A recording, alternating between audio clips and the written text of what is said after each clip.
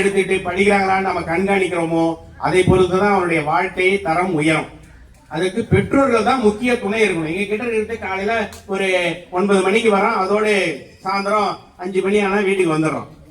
இது வந்து இடைப்பட்ட காலத்துல தான் எங்க கிட்ட இருக்கிறது. அவன் வீட்டுக்கு போயிட்டு அவன் என்ன பண்றான் ஏது பண்றான்னு தெரியாது. சில பிள்ளைகள் பெல் அடிச்சா கூட வீட்டுக்கு போறதுக்கு தயங்குது, அங்கங்க நின்று ஒரு குரூப் அப்படியே அட்டை போகுது. அதெல்லாம் பார்க்கும்போது ரொம்ப கஷ்டமா இருக்குது அந்த பிள்ளைங்க. அது குறிப்பா பெண் பிள்ளைகள் பல்ல அடிச்சா அடுத்த நிமிஷம் வீட்டுக்கு போயிடணும், வழியில எங்கேயும் நிக்க கூடாது, யாருகிட்ட எந்த பேச்சு இருக்க கூடாது, நேரா பல்ல அடிச்சா வீட்டுக்கு போயிடணும். அந்த மாதிரி நாங்க ஒரு கண்டிஷன் பண்ணி தான் அவங்களை பிள்ளைகளை அனுப்புறோம். ஆனா கடைசி வரல அவங்க எங்க வராங்கன்னா நீங்க உடனே வராங்களான்னு கண்காணிக்கணும். ஏன்னா இன்னைக்கு இருக்கிற சமுதாய பிள்ளைகள் மீண்டும் ஒரு பணி உயர்வு கிடைக்கும் பொழுது மீண்டும் இந்த பள்ளிக்கு தான் வரணும், உங்க ஊர் பள்ளியை தேர்ந்தெடுத்து நாங்க வந்திருக்கிறோம்னா உங்க கிராமம் அருமையான மாணவர்கள், அருமையான மக்கள், அருமையான ஒரு சூழ்நிலை இந்த பள்ளிக்கு எப்பவுமே உண்டு. ஒரு பெருமைக்குரிய பள்ளி எதுனா உக்கல் பள்ளி தான். அங்க எங்க ஊர் பக்கம் நான் வந்து வந்தவாசியிலிருந்து வரேன். அங்க வந்தவாசியில உக்கல் எங்கன்னு கேட்டா தெரியாது, எங்க இருக்குன்னே தெரியல. ஆனா ஐயா அவர்கள் வந்து ஒவ்வொரு பள்ளியும் நம்ம நடக்கிற நிகழ்ச்சிகளை எல்லாம் நிறைய அவர் வந்து இந்த யூடியூப் மூலியமா போடுறதுனால பல்வேறு பேர் கேட்கறாங்க, அவ்வளோ அருமையா உங்க பள்ளிக்கூடத்துல ஒவ்வொரு நிகழ்ச்சியும் சிறப்பா செய்றீங்களே, உங்க தலைமை ஆசிரியருக்கு எங்க அந்த மாதிரியான ஒரு சூழ்நிலைகள் இருக்குது, எந்த பள்ளியிலுமே அது வாய்ப்பு கிடையாது. நம்ம பள்ளிக்கூடத்துல அந்த அளவுக்கு அற்புதமான ஒரு வாய்ப்புகள்லாம் இருக்குது. பிள்ளைகளை இப்போ ஒரு திருவிழா, கலை திருவிழா வச்சாங்க, அதில் எல்லா பிள்ளைகளும் பெறக்கூடிய அவங்களுடைய தனித்திறமைகளை வெளிப்படுத்துறாங்க. இந்த மாதிரியான சூழ்நிலைகள்லாம் இந்த மாதிரி கிராமப்புற பள்ளிகளில் தான் நம்ம வளர்ச்சியை ஏற்படுத்த முடியும், மாணவருடைய திறன்களை வெளிப்படுத்த முடியும். கல்வியில உயரணும்னா நீங்க பேரண்ட்ஸ், முக்கியமா நீங்க அந்த பிள்ளைகளுக்கு ஒரு ஆலோசகராகவும் அவர்களுக்கு வந்து ஒரு வழிகாட்டியாகவும் இருக்கணும். ஆசிரியருக்கு என்ன கொடுத்தாங்க ஏது கொடுத்தாங்கன்னு திருப்பி திருப்பி நீங்க கேட்டு, அதே மாதிரி மாணவர்களும் நல்ல திறமையான மாணவர்கள் தான் இருக்காங்க, அவங்களுக்கு கொஞ்சம் நாம அக்கறை வழிகாட்டணும், வேற ஒண்ணும் கிடையாது.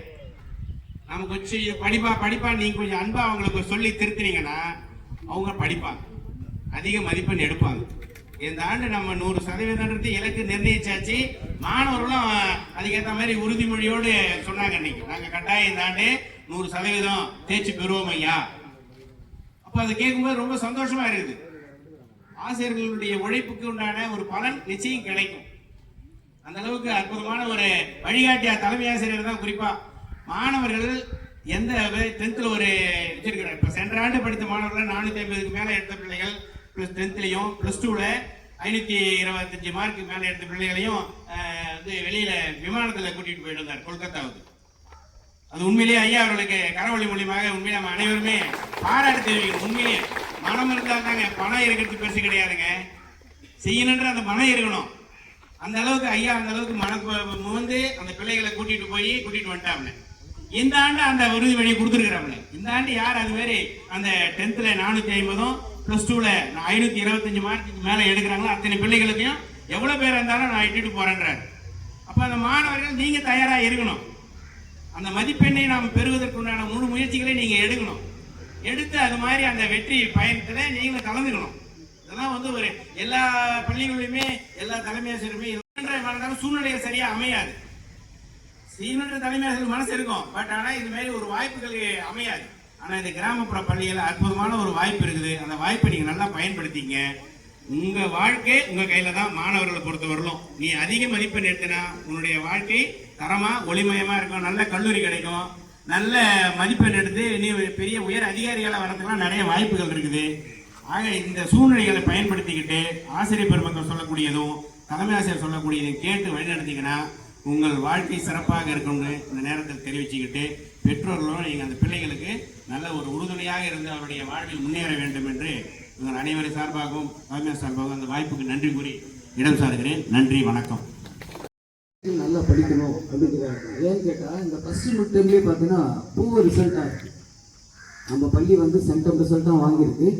ஆனாலும் இந்த வருஷம் ஃபஸ்ட்டு மிட் டேர்ம்லேயே பார்த்தீங்கன்னா ரொம்ப பூவரான மார்க்லாம் வாங்கிங்க. அதனால தான் ஹெச்எம்கிட்ட சொன்னோம். அது என்ன சொன்னார், சாரும் வந்து முதல்ல பேரண்ட் மீட்டிங் போட்டுக்கலாம் சார், போட்டு அவங்களுக்கு ஒரு அவேர்னஸ் கொடுக்கலாம் அப்படின்றதுக்காக தான் தலைமை ஆசிரியர் இந்த ஏற்பாடு பண்ணியிருக்காங்க. எந்த ஸ்கூல்லையும் வந்து இது போல் ஃபஸ்ட்டு மிட் பார்த்தீங்கன்னா முதலாக வந்து விடுமுறை நாளில், அதாவது உங்கள் நலன் கருதி எல்லா கம்பெனிக்கு போயிடுறாங்க, அதனால மற்ற நாளில் வச்சா பேரண்ட் வரமாட்டாங்க சார், நம்ம சண்டே வச்சுருவோம், ஒரு நாள் நம்ம சாக்ரிஃபைஸ் பண்ணுவோம், நம்ம அனைத்து டீச்சரும் கொஞ்சம் கோஆப்ரேட் பண்ணுங்கன்னு சொல்லி டீச்சர்ஸ்லாம் கன்வின்ஸ் பண்ணி அவரும் 1000 வேலையில்லாத விட்டு வந்திருக்காங்க. அந்த வகையில் இந்த பிள்ளைகள் உங்கள் பிள்ளைகளுக்காக நலன் கருதி இங்கே வந்திருக்கக்கூடிய உங்கள் அனைவருக்கும் மீண்டும் ஒரு முறை நன்றியை தெரிவித்துக் கொள்கிறேன்.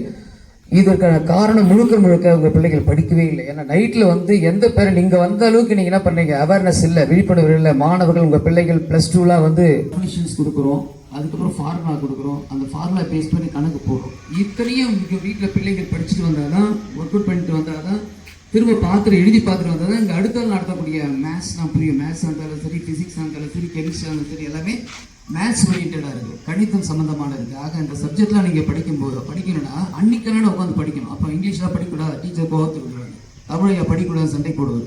எல்லா சப்ஜெக்டும் படிக்கணும், ஒரு சப்ஜெக்ட்டுக்கு 1 மணி நேரம் படிக்கணும். அதுக்காக தான் இந்த அவேர்னஸ் உங்கள் பிள்ளைகளுக்கு நீங்கள் படிக்க வைக்கணும் அப்படிங்கிறதுக்காக தான் அந்த மீட்டிங்கே போட்டிருக்கு. இந்த படிப்பு தான் ஃபர்ஸ்ட் மீட் டேர்மில் எடுத்திருக்க மதிப்பெண். வீட்டில் யாரும் படிக்கல, ஏதோ 1, 2 ஒரு 5 மாணவர்களுக்குள்ள படிக்கலாம். மற்றபடி பெரும்பாலான மாணவர்கள் வந்து வீட்டில் கிளாஸில் வச்சு படித்த மதிப்பெண் தான் வாங்கிக்கலாம், வீட்டில் சுத்தமாக படிக்க வைக்கல. ஸோ அதுக்காக தான் இந்த மீட்டிங்கு. தயவுசெய்து உங்கள் பிள்ளைகளை வந்தோடனே ஒரு சாப்பாடோ இது டிஃபனோ இல்லை ஸ்நாக்ஸோ கொடுத்து ரிலாக்ஸு ஒரு 1/2 hour விட்டு அதுக்கப்புறம் உட்காந்து படிக்குவாங்க. என்ன படிக்கிறான் ஏது படிக்கிறான் பாரு, எல்லாரும் செல்லு தோண்டிக்கிறான பாரு, செல்லை கட் பண்ணுங்க. ரெண்டாவது பார்த்தீங்கன்னா இந்த 2 வீலர் ஓட்டு பறக்கிறான். நேற்று ஒரு நாள் தான் அங்கே அனுப்போம் இம்பார்ட்டன்ஸ், அந்த நேரத்தில் மட்டும் அவங்களை அலோவ் பண்ணுங்க. மற்ற நேரத்தில் எந்த காரணத்தோட செல்லு கொடுக்காதீங்க, செல்லுக்கு ரீசார்ஜ் பண்ணாதீங்க, நீங்கள் டிவியை கட் பண்ணுங்க இந்த ஒரு விஷயத்துக்கு. இதெல்லாம் இருந்தாவே அந்த பையன் நல்லா படிக்க ஆரம்பிச்சான். ஒரு சில வீட்டுகளை பார்த்தீங்கன்னா நீங்கள் நாடகம் பார்க்குறீங்க, அதை வச்சு அந்த குழந்தை உட்காந்து பார்க்குது. நீங்கள் என்ன பண்ணீங்க, அந்த ரூமில் தானே பார்க்குறேன், அவன் அங்கே தானே படிக்கிறான், அவன் என்ன பண்ணான் அந்த லெவலில் பார்க்கும்போது அந்த நாடகத்தில் வர வாசங்கள்லாம் உள்ள அப்சர்வ் பண்ணிட்டு இருக்கான். அதனால அவனோட படிப்பு பாதிக்கும். தயவு செய்து டிவி அந்த ஒரு விஷயம் கட் பண்ணுங்க. 10th இருந்தாலும் சரி, +2 இருந்தாலும் சரி. அடுத்தபடியாக வண்டி குரூப் தெரிஞ்சிருங்க. 3வது நீங்கள் கண்காணிங்க. நைட்டு வந்து கிட்டத்தட்ட இப்போலேருந்து 10:30 மணி வரை படித்தாக்கா அவன் பப்ளிக் நேரத்தில் கண் முடிக்க வேண்டிய அவசியமே இல்லை. அதே போல் காலையில் வந்து ஒரு பேரண்ட் நல்லா படிக்கிற பொண்ணுடைய பேரண்ட்டை கேட்டால் 5:30 மணிக்கு எழுந்திருக்கா, அது 5:30 மணிக்கு அதிகம், அது சொல்லுது கண்ணால் சைக்கிள் காமிக்க சொல்லாத சொல்லியிருந்தாலும் அவங்க 5:30 மணி பொய்யான நேரம் தான் சொல்கிறாங்க. அது போல் நிறைய விஷயங்கள் இருக்குது. நீங்கள் வந்து காலையில் வந்து ஒரு 4 மணிக்கு எழுப்பி விடுங்க. ஒரு வாரம் பார்த்தீங்கன்னா எழுப்புறதுக்கு நிறைய சோர்ஸ் இருக்குது. செல்லுலேயே வந்து அலாரம் வச்சு படிக்கலாம், இல்லை கடிகாரம் இருந்தால் அலாரம் வச்சுட்டு எழுப்பி வைக்கலாம். நீங்கள் தூங்கிட்டா கூட அவங்க எழுப்புவாங்க. இதெல்லாம் கொஞ்சம் நீங்கள் கண்காணிங்க. குறிப்பாக வந்து மேத்ஸு கொஞ்சம் பாருங்கள், போடுறானா பாருங்கள், அன்றைக்கி கன்னடம் வந்து எழுதுறாங்க பாருங்கள். அவங்க தமிழ் தான் பேசியிருக்காங்க, கணக்கு யாருன்னா பேசுகிறாங்களா கேளுங்க. ஃபார்முலா வந்து காஸ் ஆஃப் 90 அது கரெக்ட். அது முதல்ல இப்போ +2 அது தேவையில்லையா, +2 10th வரைக்கும் தான். சரி ஆர்குமெண்ட் வேணாம். நான் அடுத்த போது தான் வந்து நீங்கள் தான் இங்கேயும் கூட ஆர்கியூ பண்ணுறீங்க, ரைட். ஸோ அதனால் பார்த்தீங்கன்னா டீச்சர்ஸ் இப்படி தான் போட்டி போட்டு சண்டை போட்டு நடத்துகிறோம். ஆனால் பையனுக்கு எந்த விதமாக இருக்குது. அவன் என்ன பண்ணுறான், அந்த நேரத்தில் வந்து அவன் சாதாரண பேசியிருக்கான், அவங்க சண்டை போட்டு நமக்கு என்ன வந்துருக்கு சொல்லிட்டு. ஸோ அதனால் வந்து கொஞ்சம் கணக்கு கொஞ்சம் பார்க்க வைங்க, ஃபார்முலா எழுதிக்கிறோம். நேற்று கூட இங்கே கிளாஸ் வச்சுட்டு பார்த்தா விளையாடிட்டு இருக்கான். ஒரு 5 நிமிஷம் பிரேக் விட்டு போயிருந்தோட பார்த்தா அவன் போய் கால் விளையாடுறான். வந்து மூச்சு வாங்க, தண்ணி வேறு வருது உட்காரான். இப்போ காயிற வெயிலில் சாதாரண நமக்கு வேர்த்து சுட்டி வேர்த்து கொட்டுது, அவன் ஓடி விளையாட்டு வந்து உட்காரான் நேற்று பார்த்தா. ஸோ அதுபோல் வீட்டில் நீங்கள் நிறைய ஃப்ரீயாக விட்டுறீங்க. தயவுசெய்து இந்த பேரண்ட்லாம் கொஞ்சம் கண்காணிங்க. குறிப்பாக +2 பசங்களை விளையாட்டுக்கு அனுப்பாதீங்க. இங்கேயே நாங்கள் விளையாட்டு வரோம், ஒரு பீரியட் வரும், அது போதும். நேரத்தில் விளையாட்டுலாம் இறக்கிட்டு படித்தா தான் நல்ல மதிப்பெண் முடியும். அப்புறம் விளையாட சொல்லுங்கள், வேணான்னு சொல்ல. செல்லை வந்து கட் பண்ணிட்டுங்க, ரைட். இதை தவிர நேரம் கருத்து தலைவாசி சொல்லிட்டு 5 நிமிஷம் தான் சொல்லிட்டு, அதனால் இன்னும் நிறைய கருத்துக்கள் சொல்லி அடுத்த மீட்டிங்கில் பேசிக்கலாம். இப்போ வரைக்கும் நீங்கள் பிள்ளைகளை செல்லுலேருந்து விடுபட்டு விடுபட்டு படிக்கிறத கண்காணிக்க மட்டும் பாருங்கள். இருந்தாவே அடுத்த கோட்டையில் வந்து நம்ம நல்ல மார்க் வாங்க பாருங்கள். இப்போ பார்த்தீங்கன்னா இவங்களுடைய கையெல்லாம் கட்டப்பட்டு வருது. இவன் மேத்ஸ் படிக்கலாம் முட்டி போட வச்சு பட்டக்ஸ் பீரியட் அடிச்சு நான் பாஸ் பண்ணி வச்சுப்பேன், அதெல்லாம் போச்சு ஒரு காலம். இப்போ பண்ணாவே என்ன நான் தான் உள்ளே போய் உட்காரணும். அதனால கடுமையான வார்த்தையை சொல்ல முடியாது. ஸோ அதெல்லாம் வந்து ஐயனும் படிக்க வைக்கணும், நல்ல மதிப்பெண்ணும் வாங்கணும். நாங்கள் அடிக்கக்கூடாது, திட்டக்கூடாதுன்றதுக்காக தான் நாம் எல்லாம் ஒத்துழைத்து இந்த வேலையை செய்யணுன்றதுக்காக தான் உங்கள் பேரண்ட்டை வர சொல்லியிருக்கோம். அதனால் நீங்கள் கொஞ்சம் கோஆப்ரேட் பண்ணுங்கள். சார் சொல்லிட்டு கண்டபடி அடிச்சிடாதீங்க, திட்டாதீங்க, கொஞ்சம் சாஃப்டாக சொல்லிவிடுங்க. படிக்க வைக்க நல்லா அப்படி கஷ்டப்பட்டு வந்தா நீ இப்படி படித்தா தான் நல்ல போக முடியும், நான் தான் அந்த வேலை இருக்கேன், நீ நல்ல வா அப்படின்னு சொல்லி கொஞ்சம் பாலிசாக சொல்லி அவனை நெருக்கி அப்படிதான் பண்ண முடியும். காலம் கெட்டு போச்சு. நீங்கள் திட்டினாலும் விபரீதம் தான், அடித்தாலும் விபரீதம் தான், அதை வந்து பாதுகாக்கணும். அதனால் கொஞ்சம் பாலிசாக சொல்லுங்கள், எடுத்து சொல்லுங்கள்.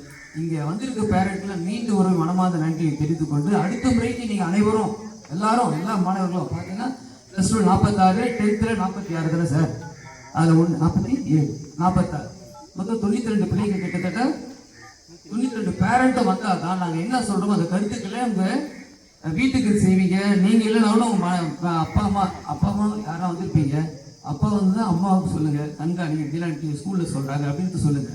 இப்போ வந்திருக்காங்க உங்க பக்கத்து இருக்கிற உங்க ஃப்ரெண்டோட, அதாவது உங்க பையனோட ஃப்ரெண்டுக்கு தான் அவங்களுக்கும் சொல்லுங்க, இப்படிலாம் சொன்னாங்க நீங்க வந்தாக்காங்க அப்படின்னு சொல்லி எடுத்து சொல்லுங்க. அப்பதான் அடுத்த முறை கலந்துவிடும். நாங்களாம் இப்போ இன்னைக்கு சண்டே அன்னைக்கு வச்ச சாருக்கெல்லாம் கொஞ்சம் மன கஷ்டம் தான் இருக்குது, ஒரு நாள் தான் இன்னைக்கு அவர் சொல்றாங்கன்னு சொல்லிட்டு. ஆனா அவர் சார் சொல்லிட்டாரு, நீங்க வந்தீங்கன்னா தான் கொஞ்சம் நல்லா இன்னைக்கு ஒரு நாள் சாக்ரிஃபைஸ் பண்ணுங்க அப்படின்னு சொல்லியாரு. அவருடைய அந்த கருத்துக்கு எனக்கு நாங்களும் அனைவரும் வந்திருக்கோம்.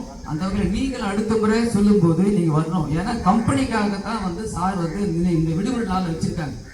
அதுலயும் உங்களுக்கு பேரண்ட் கம்மியா இருக்காங்க. மொத்தத்தில் பார்த்தா என் கிளாஸ்ல ஒன்னா 10 பேர் விற்கிறாங்க, 10 பேரண்ட் வரல. என்ன காரணம்? அதான் பிள்ளைகள் மொத்தம் வந்துட்டாங்க, பேரண்ட் வரல. என்ன பண்ணுறது பாருங்க. அதனால வராதவங்களுக்காக நான் வருந்துகிறேன், வரந்தவங்களுக்காக நான் பெருமைப்படுகிறேன். இத்தோடு என்னுடைய உரையை முடித்துக்கிறேன். நன்றி. என்னுடன் பணியாற்றும் இருபால் ஆசிரியர் பெருமக்கள், இங்கு வருகை புரிந்துள்ள பெற்றோர்கள், எஸ்எம்சி தலைவர், பெற்றோர் ஆசிரியர் தலைவர் அனைவருக்கும் இனிய காலை வணக்கம். விடுமுறை நாள் கூட பார்க்காம தங்கள் பிள்ளைகளுடைய நலனில் அக்கறை எடுத்துக்கொண்டு வருகை புரிந்துள்ள பெற்றோர்களுக்கு முதற்கன் என்னுடைய நன்றியை தெரிவிச்சுக்கிறேன். 2 விஷயம் நீங்க உணர்ந்துட்டா போதும். அந்த பிள்ளைகளுக்கு நீங்க உணர்த்துங்க. ஒன்று படிக்க வைக்கணும்னாக்கா நம்மளால பிரைவேட் ஸ்கூல் அனுப்ப முடியாத காரணத்துக்காக தான் படிக்க வச்சுட்டு இருக்கோம்.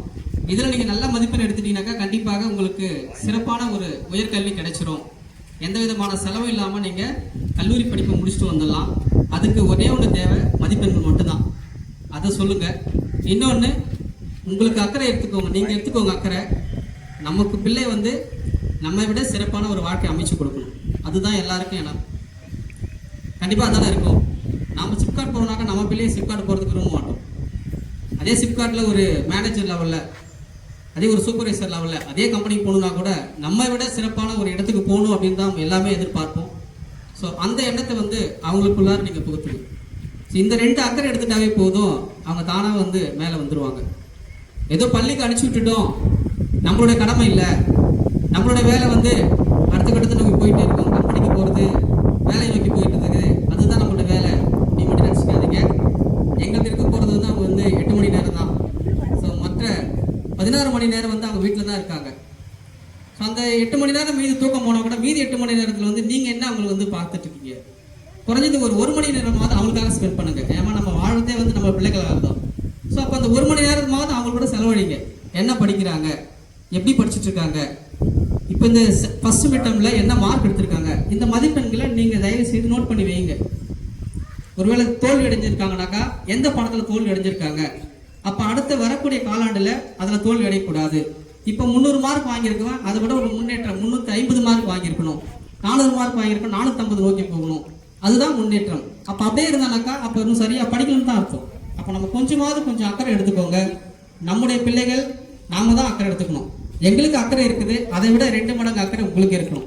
ஏன்னா பார்த்தீங்கன்னாக்கா இது வந்து 2 சைடும் இருக்கணும். இந்த ஒரு டீச்சிங் ப்ரொஃபஷன்றது பார்த்தீங்கன்னாக்கா ஏதோ நாங்கள் பாடம் நடத்துகிறோம், ஆசிரியர்கள் வேலை அப்படி கிடையாது. ஸோ பெற்றோர்களும் வந்து கொஞ்சம் பொறுப்பாக எடுத்துக்கணும். நீங்கள் அதை உணர்ந்தாலே போதும், கண்டிப்பாக நம்மளுடைய பிள்ளைகள் வந்து சிறப்பாக வந்துடுவாங்க.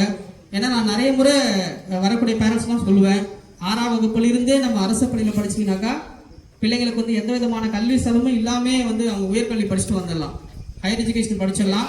எந்த கோர்ஸ் படித்தாலும் சரி, அவங்க நர்சிங் படிக்கட்டும், லா படிக்கட்டும், இன்ஜினியரிங் படிக்கட்டும், அக்ரிகல்ச்சர் படிக்கட்டும், டாக்டர் படித்தா கூட சரி, எந்த விதமான செலவும் இல்லாமல் அவங்க ஃப்ரீயாகவே படிச்சுட்டு வந்துடலாம். அவங்க ஹாஸ்டல் ஃபீஸ் கூட எதுவும் செல்லாமலாம் படிச்சுட்டு வந்துடலாம். இப்போ கூட நம்ம லாஸ்ட்டாக நடந்த கவுன்சிலிங்கில் 6 பிள்ளைங்களுக்கு வந்து இன்ஜினியரிங் சேர்ந்துருக்காங்க, சிறப்பான ஒரு கல்லூரிகள் தேர்ந்தெடுத்திருக்காங்க, எந்த விதமான ஃபீஸ் இல்லாமல் சேர்ந்து படிக்க போகிறாங்க. இதுக்கு முன்னாடி நிறைய பேர் உங்கள் ஊர்லேருந்தே படிச்சுட்டு இருப்பாங்க.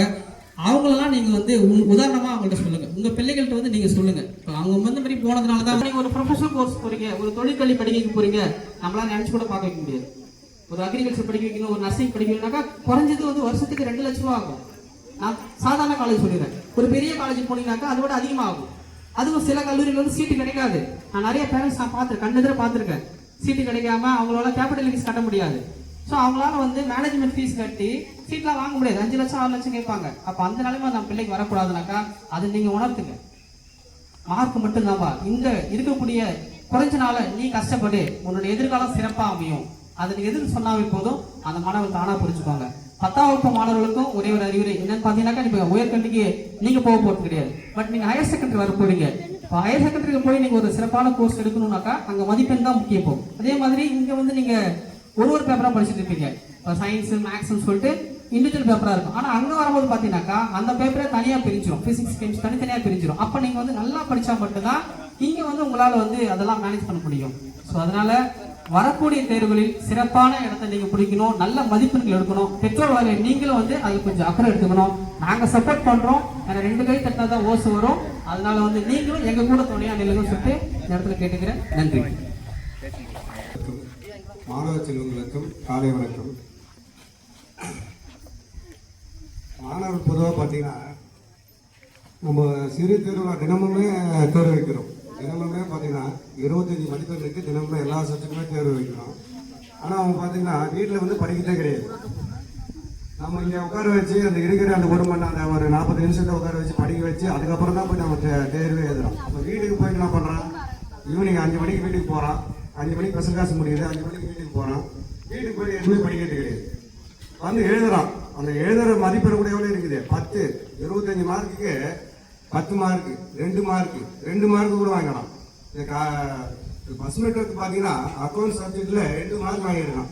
ஒரு பையன் 2 மார்க் வாங்கியிருக்கான். அப்போ என்ன பண்ணிருப்பான், 45 மதிப்பெண்ணுக்கு எக்ஸாம் வைக்கிறாங்க, 10 1 மார்க் இருக்கு. அந்த 10 1 மார்க்கு நீ படிச்சுட்டு வந்திருந்தா கூட மொத்தமே 30 1 மார்க் தான் இருக்குது. அந்த 3 பாடம் தான் இருக்குது இந்த தேர்வுக்கு. 30 1 மார்க் தான் படிக்கணும். அந்த 30ல 10 எழுத முடியாதா? 2 மார்க் வாங்கியிருக்கான். அப்போ அவன் வீட்டை போயிட்டு என்ன தான் படிக்கிறான். பேரண்ட்ஸ் என்ன பண்ணணும், நீங்கள் கண்காணிக்கணுமா, கண்காணிக்கணும். வீட்டில் வந்து அவன் படிக்கிறானா இல்லையா என்பதை பார்க்கணும். நாங்களும் ஒர்க்கு நிறைய கொடுக்குறோம். தினமுமே டெஸ்ட். திங்கக்கிழமை Tamil exam test, Tamil English. செவ்வாய்க்கிழமை எக்கனாமிக்ஸ் டெஸ்ட், புதன்கிழமை காமர்ஸ் டெஸ்ட்டு, வியாழக்கிழமை கம்ப்யூட்டர் அப்ளிகேஷன், வெள்ளிக்கிழமை அக்கௌண்ட்ஸ். அதே மாதிரி தான் திங்கக்கிழமை வந்து தமிழ் இங்கிலீஷ் அவங்களுக்கு ஏ கொடுக்க வரும். செவ்வாய்க்கிழமை வந்து மேக்ஸ் வரும், புதன்கிழமை கெமிஸ்ட்ரி வரும். அதே மாதிரி எல்லா சப்ஜெக்டும் ஒவ்வொரு நாளும் 25 மதிப்பெண்ணுக்கு தினமுமே டெஸ்ட் இருக்குது. ஆனால் அவன் பேப்பர்லாம் அந்த டெஸ்ட் பேப்பரை நீங்கள் வாங்கி பார்த்தீங்கன்னா அது பார்த்தீங்கன்னா அப்புறம் அவங்க சும்மா போட மாட்டேங்கிறாங்க. அது மாதிரி தேர்வு எழுதுறோம். அதனால வீட்டில் வந்து நீங்கள் கொஞ்சம் கண்காணிங்க. நீங்கள் வீட்டில் அவங்க வாழ்க்கை அவங்க கையில் தான் இருக்கு. நாங்கள் என்ன பண்ண முடியும், பாடம் நடக்க முடியும், தினமும் அவனை படிக்க வச்சு டெஸ்ட் வைக்க முடியும், அவ்வளோதான். இங்கே அவங்க வீட்டில் போயிட்டு படிச்சுட்டு வந்தால் தான் என்ன பண்ண முடியுங்க, தேர்வு நல்லா எழுத முடியும். ஒவ்வொரு பேப்பர் பாருங்க, அந்த பேப்பர்ல ரொம்ப எங்களுக்கே ஒரு கஷ்டமா இருக்கு. அந்த அவங்க எழுதுற எக்ஸாம் பார்த்தீங்கன்னா அதுதான் இன்னைக்கு இப்போ இந்த ஃபர்ஸ்ட் மீட்டத்துக்கே எதுக்கு காரணம் சொல்லி வச்சுக்கிறாங்கன்னா பசங்களுடைய நிலைமை, அவங்களுடைய கெப்பாசிட்டி என்ன நீங்க பார்க்கணும். அப்போ நீங்க பார்த்தா தான் என்ன பண்ணலாம், இனிமேல் இருக்கிற காலத்தையாவது நம்ம அதை முன்னேற்றத்துக்கு அடைய வைக்கலாம். அதனால தான் ஃபர்ஸ்ட் மீட்டத்துக்கே எப்பவுமே ஃபர்ஸ்ட் மீட்டர் வரைக்கும் வச்சது கிடையாது. காலேஜ் மீட்டிங் எப்பவுமே காலாண்டு தான் வைப்போம். இப்போ பசங்களுடைய நிலைமை பார்த்தா என்ன பண்ணாரு, தலைமையாச்சு என்ன பண்ணாருன்னா சண்டேனா கூட பரவாயில்ல நம்ம வச்சாகணும்னு சொல்லிட்டு பேப்பரை வந்து அவங்க பேரண்ட்ஸ் வந்து வாங்கி பார்க்கணும்.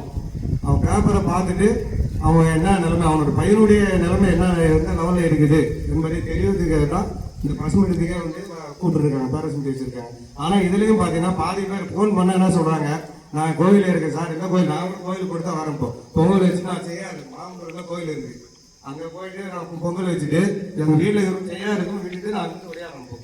காலையில் நான் 6 மணிக்கெலாம் அங்கே வந்தேன். 6 மணிக்கு வந்து கல்பாக்கத்தில் இருக்கிறது அங்கே போய் நான் பொங்கல் வச்சுட்டு இது போய் செய்யாத இருக்கும் விட்டுட்டு ஒடியார வைப்போங்க. சாப்பிட கூட ஒரு காயிலேருந்து அதுதான் கொஞ்சம் சுடுதண்ணி கொஞ்சம் குடித்தேன் நான். இப்போ அது மாதிரி நாங்களே வந்துருக்கோம். ஆனால் சில பேர் எல்லாருக்கும் நான் ஃபோன் பண்ணுறேன், வந்துட்டு கேட்டால் நான் இங்கே கோயில் இருக்கேன் சார், எந்த கோயிலுக்கு போய்க்கிறேன் அந்த கோயிலுக்கு போய்க்கிறேன் பேரண்ட்ஸ் பதில் சொல்கிறாங்க.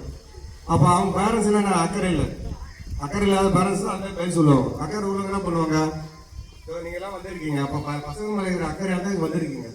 மீதி பேரெல்லாம் ஏதோ ஒரு சாக்கு, நான் வேலைக்கு போயிட்டேன் சார், எதுக்காக ஞாயிற்றுக்கிழமை வச்சேன், எல்லாரும் கம்பெனிக்கு போகிறாங்க, இன்னைக்கு ஞாயிற்றுக்கிழமை ஒரு நாள் ரெஸ்ட் எடுப்பாங்க, அந்த ரெஸ்ட்லேயே நம்ம வர வைக்கணுன்ற காரணத்துக்காக தான் நாங்கள் வச்சுருக்கோம். அதனால் பார்த்தீங்கன்னா நீங்கள் மாணவர்கள் வந்தாங்கன்னா ஈவினிங்கில் பார்த்தீங்கன்னா ஒரு 9:30 வரைக்கும் படிக்க சொல்லுங்கள். இவங்க என்ன சொல்கிறாங்கன்னா நைட்டு 10 மணி வரைக்கும் படிக்க சொல்கிறாரு. 6 மணிக்கு ஆரம்பித்தா 10 மணி வரைக்கும் படிக்க சொல்லுங்கள். காலையில் 5 மணிக்கு எழுப்பி விடுங்க. 5 மணிக்கு எழுப்பி விட்டு காலையில் 7 மணி வரைக்கும் படித்தானா போதும். 6 மணி நேரம் படித்தானா ஒரு சப்ஜெக்ட்டுக்கு 1 மணி நேரம், அவனுக்கு இருக்கிறது 6 சப்ஜெக்ட். அப்படிலாம் பண்ணலாம். இன்னைக்குலேருந்தே நம்ம படிச்சுமா நல்ல மதிப்பெண் பெறலாம். அதனால் வீட்டில் பெற்றோர் வந்து அவங்க பெற்றோருடைய கவனிப்பு தான் முதல் முக்கியம். அவங்க கவனிச்சாங்கன்னா அவன் நல்லா படிப்பான். அதனால் கொஞ்சம் மாணவர்கள் மேலே கொஞ்சம் அக்கறையை வைங்க. உங்கள் பையனுடைய வாழ்க்கை அவன் கையில் தான் இருக்குது. அப்போ அவன் படித்தாதான் அவன் முன்னேற்றம் அடைய முடியும். யாருமே வந்து பெற்ற பேரண்ட்ஸ் என்ன பண்ண முடியும், அவங்களோட தேவைக்கு என்னவோ அந்த தேவையை மட்டும் தான் செய்து கொடுக்க முடியும். ஒரு குறிப்பிட்ட லெவல் வரைக்கும் தான் அவன் தேவையை பூர்த்தி செய்ய முடியும். அதுக்கு மேலே போயிடுச்சுன்னா அவன் தேவையை யார் பண்ணணும், அவனே தான் பண்ணிக்கணும். அப்போ அவன் என்ன பண்ணணும், அவன் வாழ்க்கையை அவன் தான் தீர்மானிக்கணும்.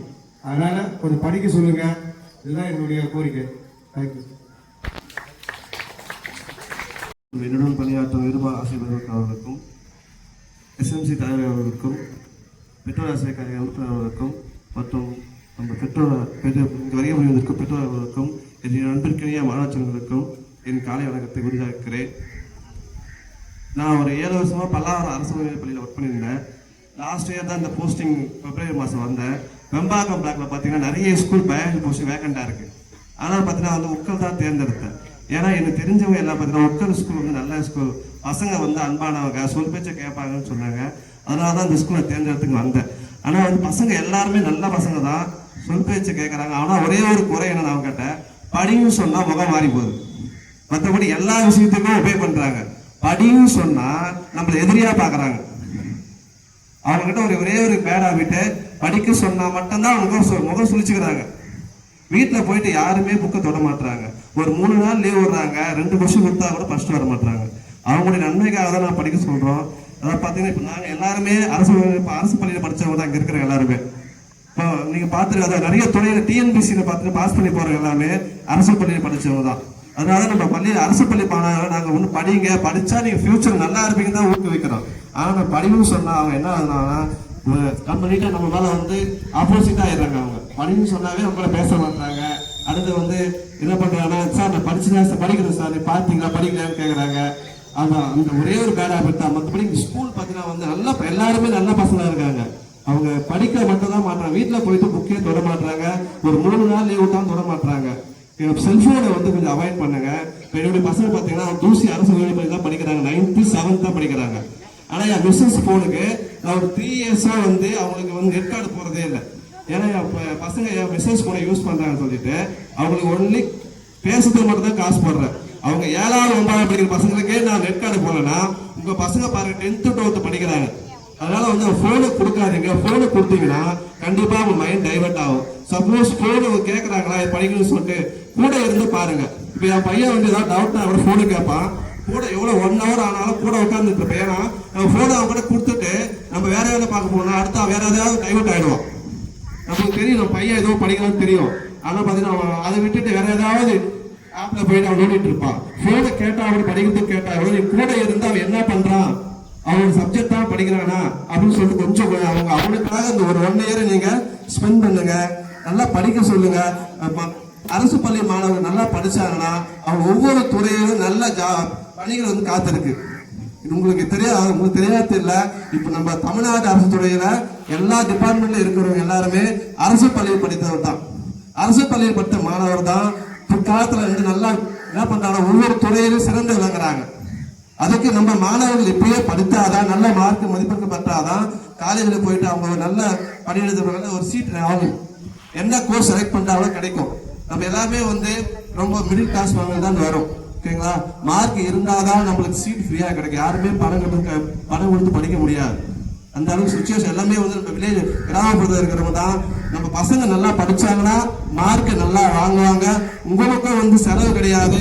பசங்க நல்ல கோர்ஸ் தேர்ந்தெடுத்து நல்லா படிச்சுட்டு ஃபியூச்சர்ல அவங்களோட லைஃப் நல்லா இருக்கும். நீங்க பேரண்ட்ஸ் என்ன பண்ணுவாங்க, வீட்டில் வந்து படிக்கிறாங்களா கொஞ்சம் வாட்ச் பண்ணுங்க. வேற ஒன்றும் பண்ணாங்க, நீங்க வீட்டில் படிக்க மாட்டாங்க. இன்னும் 1 வாரம் லீவ் விட்டாலும் சரி, 4 நாள் லீவ் விட்டாலும் சரி, அப்படியே போயிட்டு என்ன போனாங்களோ அப்படியே வராங்க. வேற ஒன்றும் அவங்களுக்கு பேட் ஹாபிட் ஒன்னே வந்து அந்த ஸ்கூல் பசங்களை பார்த்து, அதாவது நிறைய ஸ்கூல் நான் ஒரு 7 வருஷம் 8 வருஷம் படிக்கிற பல்லாவரம் ஸ்கூல்ல பசங்க நிறைய வல்கரா பேசுவாங்க, ரொம்ப அடாவடித்தனமா இருப்பாங்க. ஆனா இந்த பசங்க எல்லாமே நல்ல பசங்களா இருக்காங்க. படிக்க மட்டும்தான் செய்ய மாட்டாங்க. அவனால ஒரே ஒரு குறைபாடு, படிக்க மாட்டாங்க. மற்றபடி எல்லா ஆக்டிவிட்டி எல்லாம் பண்றாங்க, படிப்பு மட்டும்தான் குறைவா இருக்காங்க.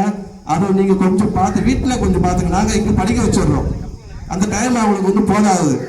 சனி ஞாயிறு விட்டு நிறைய டைம் இருக்கு. சனி ஞாயிறுல முழுமையா அவங்க உட்காந்து படிக்க வைங்க. இப்போ பார்த்தீங்கன்னா வந்து சனி ஞாயிறு ஃபங்க்ஷன் நான் போக மாட்டேன், என் மிஸ்ஸஸ் தான் அனுப்பிச்சுடுவேன். நான் கூட உட்காந்து என் பசங்க கவர்மெண்ட் ஸ்கூலாக படிக்கிறாங்க 2 பேருமே 7th 9th கூட உட்காந்து என்ன 1 வாரமா என்ன நடத்துனாங்க, என்ன படிச்சேன்னு சொல்லிட்டு கூட உட்காந்து படிக்க வைப்பேன். நான் முக்கியமான ஏதாவது என்னுடைய ரிலேஷன் ரத்த பந்தம் மறந்தாதான் நான் ஃபங்க்ஷன் போவேன்.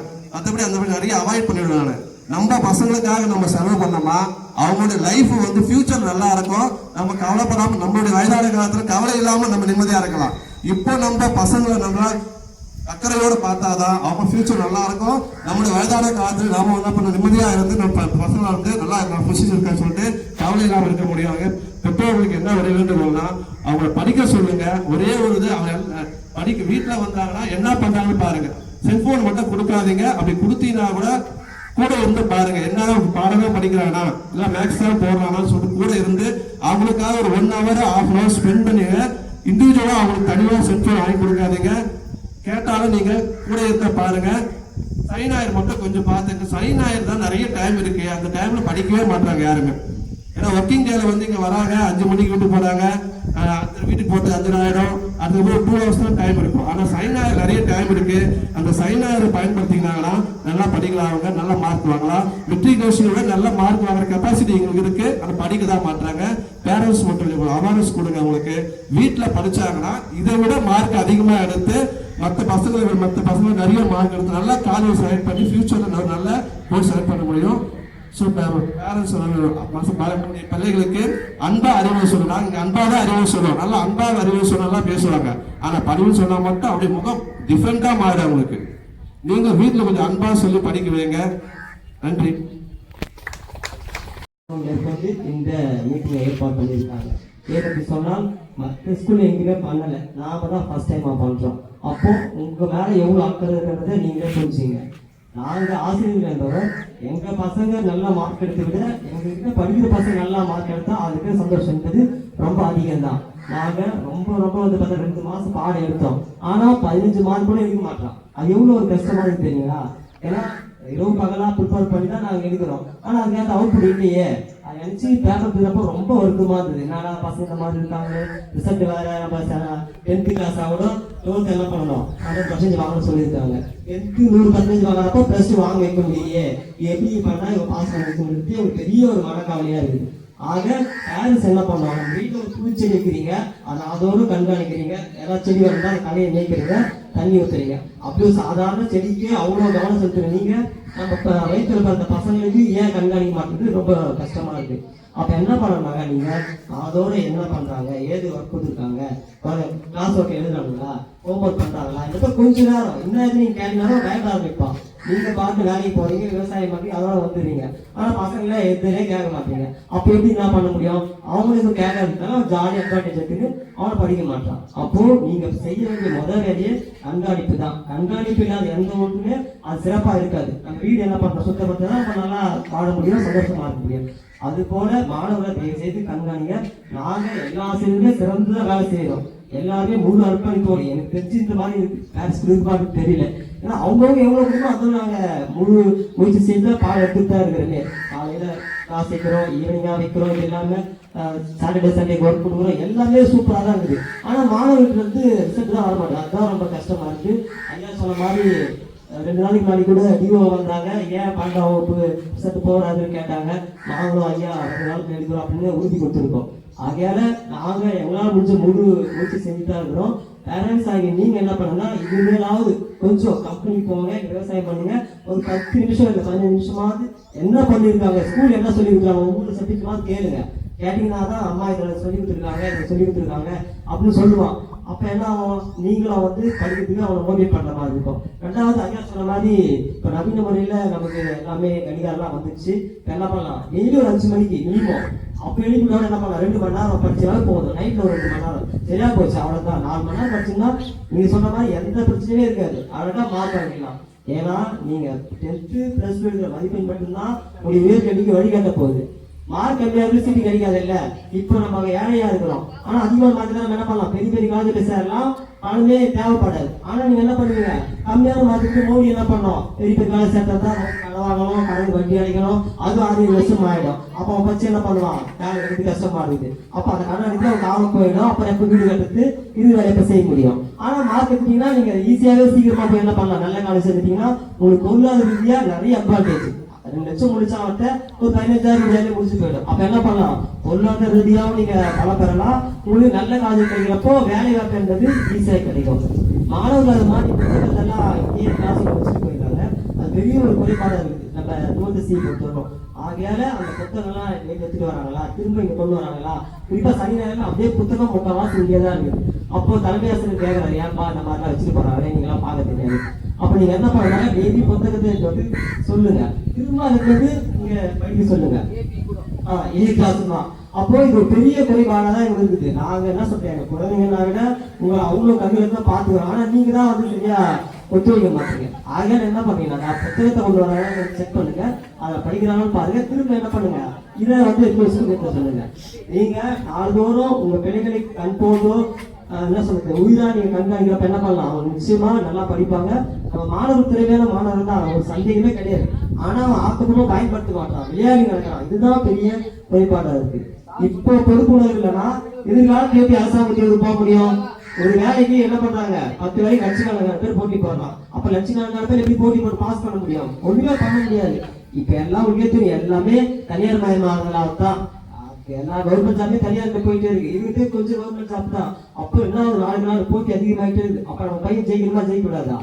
ஜெயிக்கிறோம்னா நாம என்ன பண்ண, அவங்களை கண்காட்சி முறைப்படுத்தினா மட்டும்தான் அவன் ஜெயிக்க முடியும். உங்களுடைய ஏழ்மை என்பது போகும், நீங்க என்ன பண்ண முடியும், 4 பேருக்கு நல்லா இருந்து இந்த சமூகத்தில் மதிப்பா வாழ முடியும். எனவே பெற்றோராகிய நீங்கள் மாணவர்களை கண்ணு கருத்துமாக கவனித்து அவர் செய்யும் நடவடிக்கைகளை மேற்பார்வை செய்து எதிர முறைகள் இருந்தால் நீங்க தாராளமா ஸ்கூல் கண்டுவாங்க. சார் பாருங்க, அந்த ஸ்கூல் டீச்சர் யார் பாருங்க வந்து கேளுங்க. நாங்க 24 மணி நேரமும் உங்க கேட்கற கேள்வி பேச தயார் நிலையில தான் இருக்கிறோம். எந்த ஒரு பாடனாலும் ஏற்றுட்டு நாங்க எங்களை மாத்திக்கிட்டு அவங்க அனுசரித்து நாங்களும் உதவி செய்ய தயாரா இருக்கிறோம். வாய்ப்பளித்தமைக்கு நன்றி ஐயா. ஆசிரியர் கழக தலைவர் அவர்களுக்கும், எஸ்எம்சி தலைவர் அவர்களுக்கும், மாணவ செல்வங்களுக்கும், பெற்றோர்களுக்கும் எனது முதற்கண் வணக்கத்தை தெரிவித்துக் கொள்கிறேன். First of all parent teacher meeting வச்சிருக்கோம். இன்னைக்கு எதுக்காக நம்ம மீட்டிங் வச்சிருக்கோம் அப்படின்றத ஃபர்ஸ்ட் நம்ம தெரிஞ்சுக்கணும். நாம பிள்ளை வந்து எந்த நிலைமையில இருக்கா அப்படின்றத நாம கண்கூட தெரிஞ்சுக்கணும்.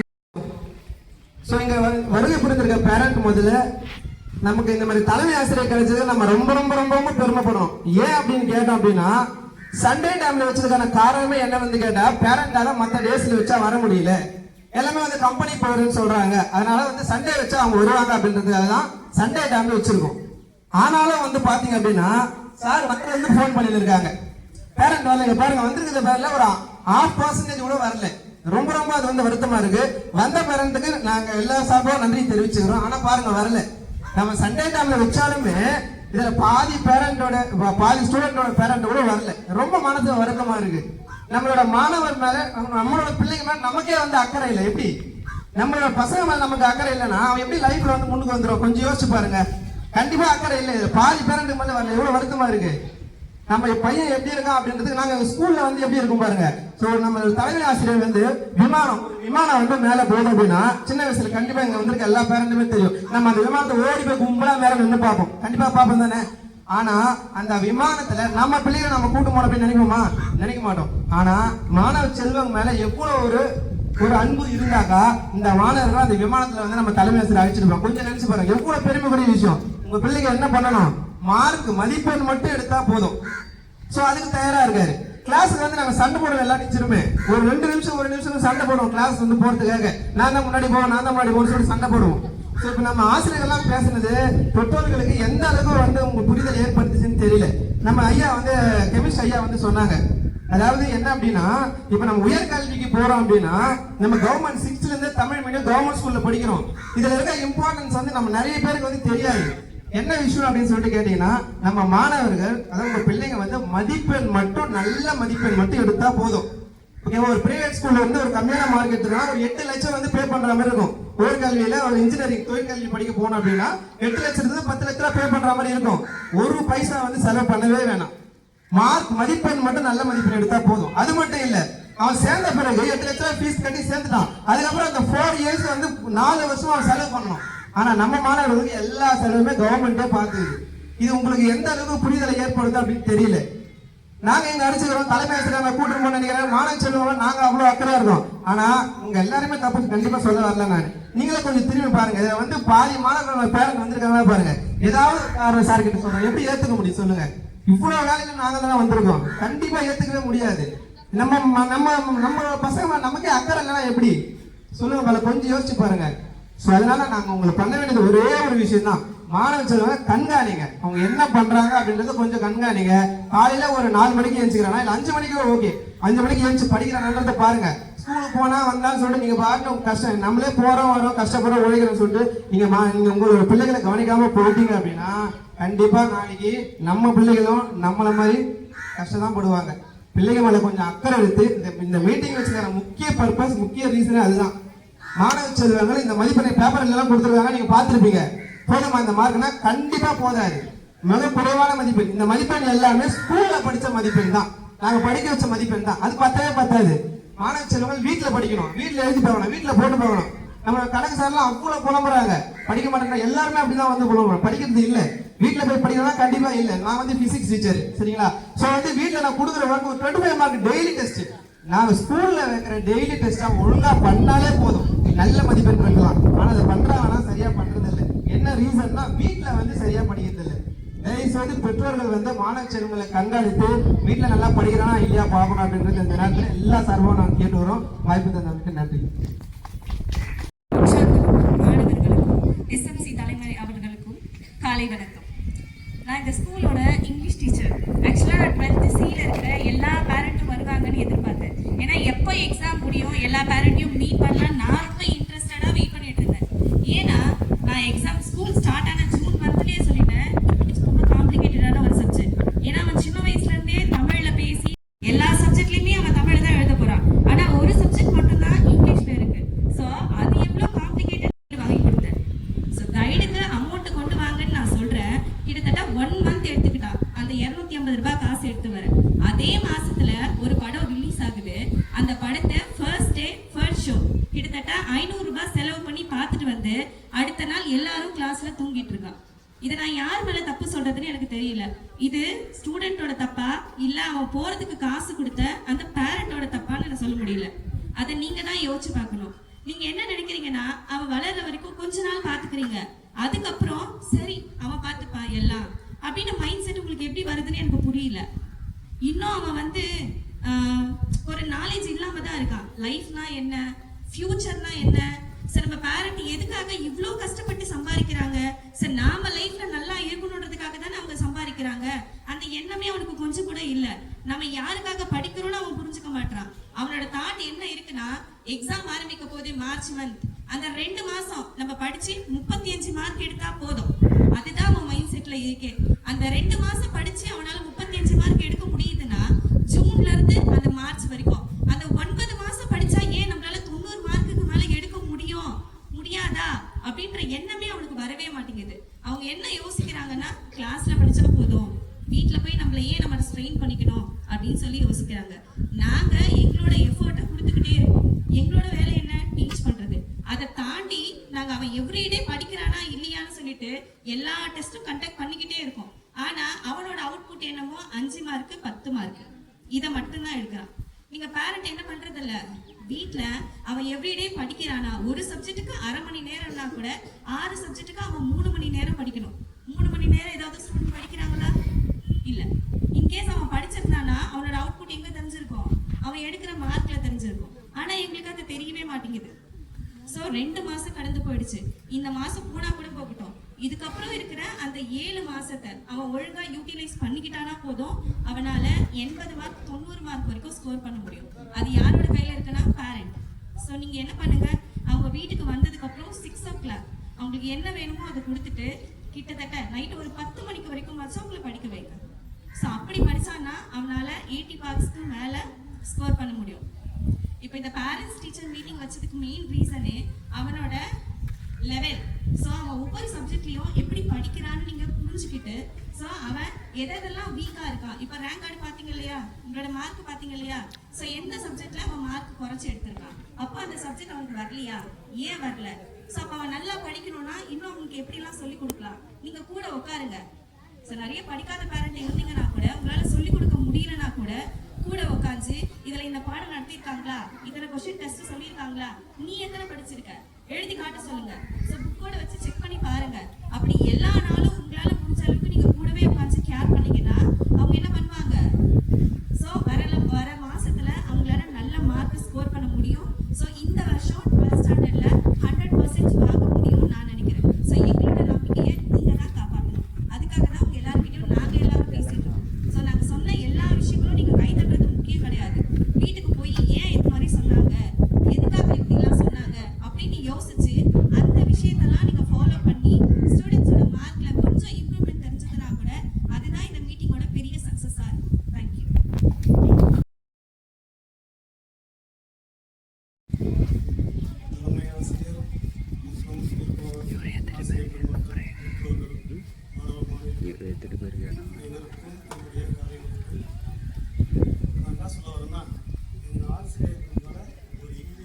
சொல்லுங்க. ஏன்னா அவங்க யாருக்கும் தெரியாது, எல்லாம் வெளியிலிருந்து வராங்க. கிட்டத்தட்ட 20-25 கிலோமீட்டர் வந்து காலையில் 8 மணிக்கு இங்கே இருந்தாங்க. நீங்கள் பார்க்கறதுக்கு வாய்ப்பே கிடையாது. நான் 7 மணிக்கு குரூப் போயிருந்தா ஏன் வராங்க? எதுக்காக அங்கேருந்து அவ்வளோ லாங் வந்து ஒரு இன்னைக்கு வந்து டிராஃபிக் வேற லெவலில் இருக்கு. அதெல்லாம் ஓரம் வச்சுட்டு ஒரு இம்பார்ட்டன்ட் மார்க் எடுக்கணும், 100% எடுக்கணும். மார்க் எடுக்கிறது மட்டும் இல்லை, ஒரு கிளாஸில் 30% 40% படிக்கிறாங்கன்னா அனைத்து பேரும் பாஸ் பண்ணலாம். என்னுடைய கான்செப்ட் அதான். என்னன்னா பிரைவேட் ஸ்கூலில் நீங்கள் சேர்த்தீங்கன்னா இதே படிப்புக்கு எவ்வளோ செலவாகுதுன்னு படிக்கிற பசங்களுக்கு அவங்க சொல்லுவாங்க.